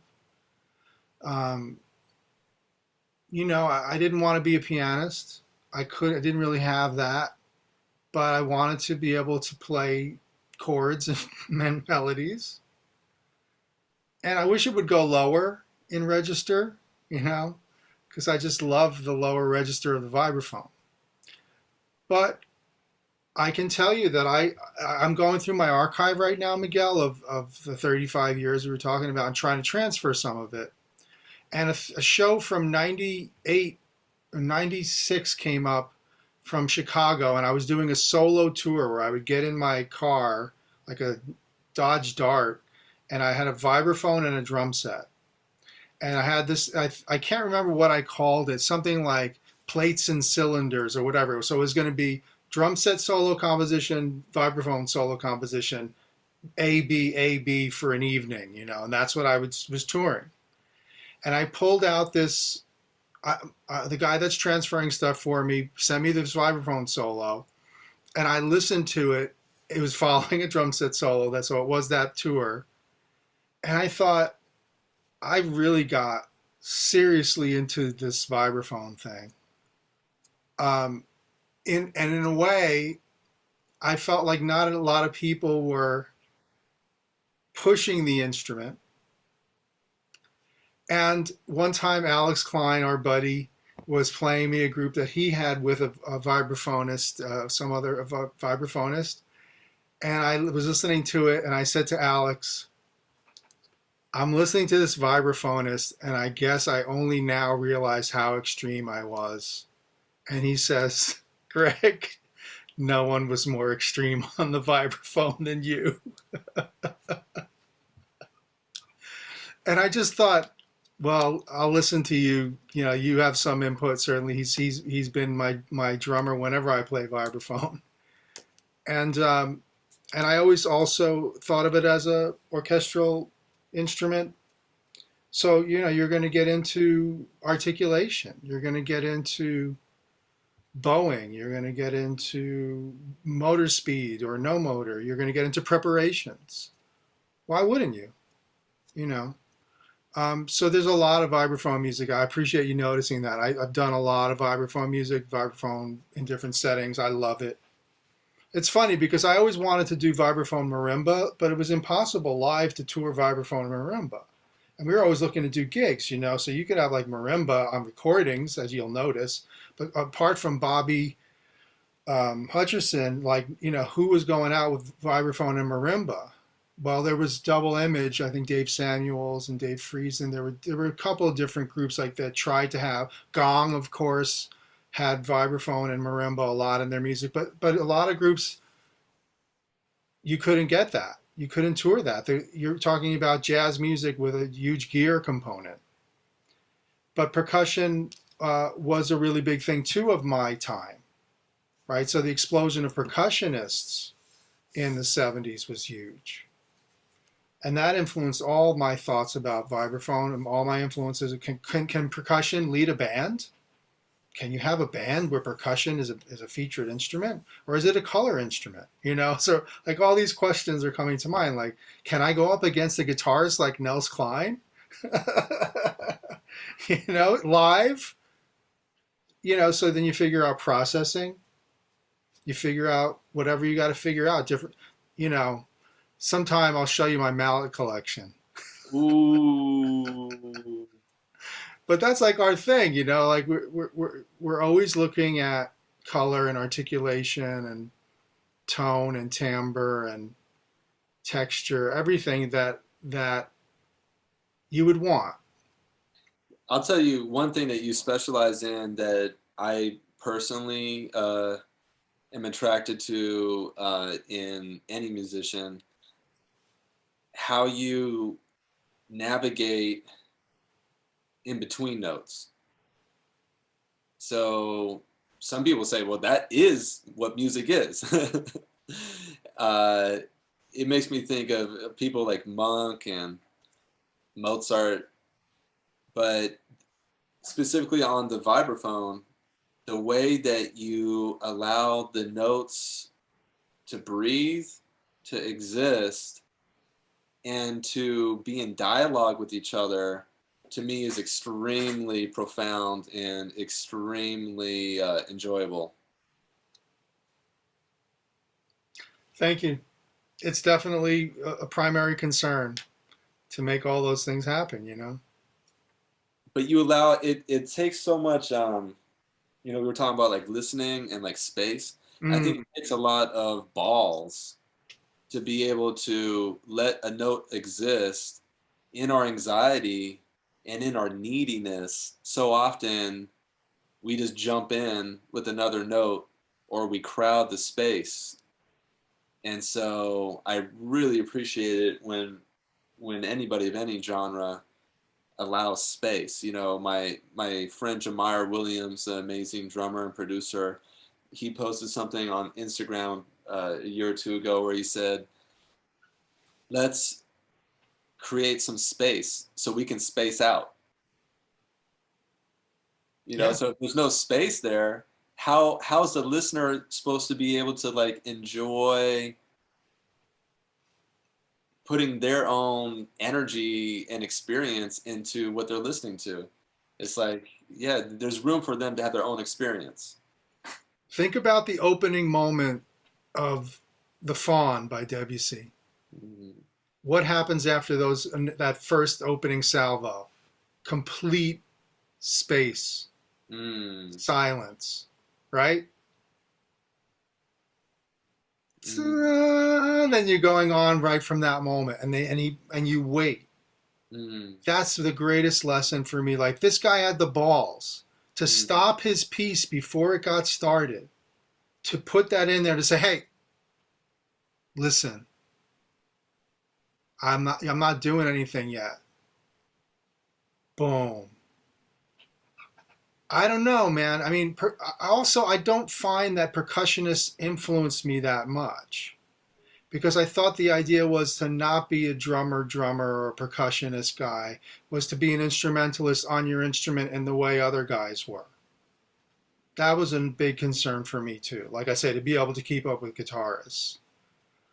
But the idea of, it fitting into a string ensemble. I have pieces for vibraphone and strings, so like there's ways of joining and bridging, right? So that's the journey too, and that's why I've always loved viola. I want more bands with viola. You know what I mean? Like, viola's the vibraphone, connection for me. Pretty similar range. You go down to F? Well, I only go down to F though. But just the idea of the sort of a unique sounding instrument in the percussion family, because I don't think of the viola as a big violin, so the viola has a uniqueness, I think, similar to the vibraphone. So if you ever, my first choice would have been, I was psychically saying, I'd play vibraphone for Miguel stuff. I mean, wow. Yeah, like, because I have a really beautiful instrument. It's an important thing for me, was that I have a beautiful set, because I toured for years with a beat up Deegan. And when I was able to finally get a deal with Musser to come on board with them, I got the vibraphone of my dreams. It traveled well, but the key, I had gone through different sets of keys. When I play these keys, they ring beautifully. And so you fall in love with the decay. So it's not like you're going to defeat decay when you're listening to decay. That's so nice. The way things will sort of beat, they'll beat beautifully. And the upper register is so different from I think of it really as at least three registers within it. And I try to bring out the different ranges.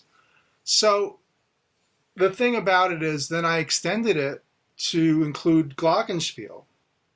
Ooh. So I got a marching glock where both keys are screwed down at the node, so they don't flip up the way an orchestral glock would. And I now extended the vibraphone to the top of the piano with the glock. Oh, okay. So and I write for it and I improvise with it, so that and then of course I really love glockenspiel. Love glockenspiel. Like, it's not even other bells or the other things that I'm obsessed with. Of course. Yeah. A good glock, and then also I've become partial to the antique cymbals, the crotales. They're Oh, different. wow. The ones that are like a little bit thick? Yeah, the thick discs. Yeah. And you can bow those, and those also, Yeah. play with beautifully with different types of mallets. Oh, you've gotten me down a rabbit hole there, buddy. But I appreciate the kind words. Certainly, vibraphonists are a breed unto themselves in a way. Yeah, and percussionists. You guys are often my favorite composers, and yeah, Joe Chambers is another one. Oh, Joe, yeah. Tony Williams, but Joe Chambers obviously played or plays vibraphone and marimba. Yeah, and don't forget, Ego, Tony Williams has two percussionists with him, and it was on, is what I'm saying. Alex Klein will tell you the same thing. We're seeing all of our favorite gear on stage in a number of bands, and we're thinking, yeah, colors, personalities, different ways of using. So it was an extension of orchestration. In fact, I think percussion ensemble for me was early orchestration. And then when I got to college and I studied orchestration, I kind of could deal with it pretty well because I had already looked at the percussion ensemble pieces from high school in terms of register and in terms of how you could organize a percussion ensemble arrangement of a classical piece. So now you're thinking, oh, the bass marimba, oh, glockenspiel, oh, triangle, whatever it would be. And so percussion, luckily, it was considered really hip at that time. I don't know it still is, obviously, but I just mean like it was sort of a first. Well, yeah, I just come back to that Planet of the Apes series. Yeah. That's... How could you not have that percussion on that soundtrack? You needed it for that soundscape. And, I'm not so versed on orchestral music. It's my passion, and I'm obsessed with it, but I'm not so versed on everything that's been written. But before, I'm trying to think of the stuff written that includes the most diverse percussion that's the most interesting to me before the Planet of the Apes series. Raul Tavara, Ludoslavsky, Dutio, and then that early Stravinsky stuff, like the great ballets. I mean, that's all my favorite stuff that uses the most varied and it's the most interesting use of percussion that I've heard. I'll throw a couple in there though that are important, and that's the Varese orchestral percussion stuff, okay, and the Varese percussion ensemble piece, ionization. Varese's use of percussion really did bring it into the 20th century in a big way. Sort of set it as an equal voice in the ensemble, in the orchestra. 5 percussionists with big setups and on Amérique, on Arcana, these big, 150 people orchestra pieces. And he really knew his percussion sounds. He'd bring out lion's roar. He'd bring out, straw brushes. I mean, he had specific textures in mind, very painterly in a way, I thought. So yeah, you're right. But Varese and Stravinsky kind of track in an interesting way regarding Paris, regarding that time period, the 20s even, and what they're trying to do with the new modernism. I think no one was more modern than Varese at that point, though, to be frank. That's what it sounds like. Because if you're embracing rhythm and dissonance in the way that Varese was at that point in the 20s, 25, 30, that's obviously arguably post La Sacra, and you're talking about Stravinsky taking one definitely for the team to bring things into modernism. But anybody that's doing large scale stuff post Wagner, like Varese was, I think is pretty subversive, because Varese was just painting pictures. He wasn't trying to have you fall in love with his melodies and his emotional, repartee with you. It was about a sonic experience. Mm, It's a yeah, sonic experience. I was just thinking about Messiaen and Copeland Yeah. as well, but I guess Messiaen has a lot more in common. Copeland, some of Copeland's more adventurous works around, those early years were more in this type of discussion, and then he went into this beautiful, spacious um, place. But Copeland is an interesting one too. But um, we're gonna have to do this again because unfortunately I have to go. I I thought it know, was gonna man. be like an hour long, but I just every time we talk, I just don't want the conversation to end. Man, I got to ask you before we split. Did you work with Sly Stone? And I had a dream about it beforehand too. It was really weird. So I um, I was I had my ensemble doing a tribute to music of the 70s, and one of my singers is an incredible singer and DJ named Novena Carmel, and she's like, "Yeah, I'll tell my dad about it. He might roll through." And so I was just telling myself, okay, don't get too excited, Miguel, but be prepared. And so I was having her sing my favorite Sly Stone song, "If You Want Me to Stay," and she was doing an incredible job. She's really awesome, and she was nailing it. And so we had like 2 days of rehearsals, and then the show. So 3 days in a row. And so then the night before the show, I had a dream that Sly uh, came with George Clinton to my show and got up on stage. And it was such a vivid dream, Greg, that I told people about it. And I said, look, I had a dream about it last night. So if it happens, I'm not going to be that surprised. That happened. That George Clinton and Sly Stone got up on stage and just partied with us on stage during that. And we just jammed out. We kind of just extended it.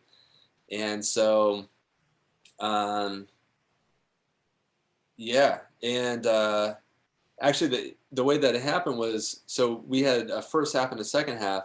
So it was an amazing first half. I go down to my dressing room, and Sly Stone and George Clinton and no one else is just waiting in my dressing room. And I'm like, hey guys. And they were just so cool. Just, I don't think they knew who I was. I don't blame them. They But were at the gig to hang and party. yeah, and there was just like a lot of people there. But when I walked into my own dressing room, I don't think it dawned upon them that that was my gig, which is awesome. And they were so cool. And then in the second half, they got up on stage and What did you guys talk about?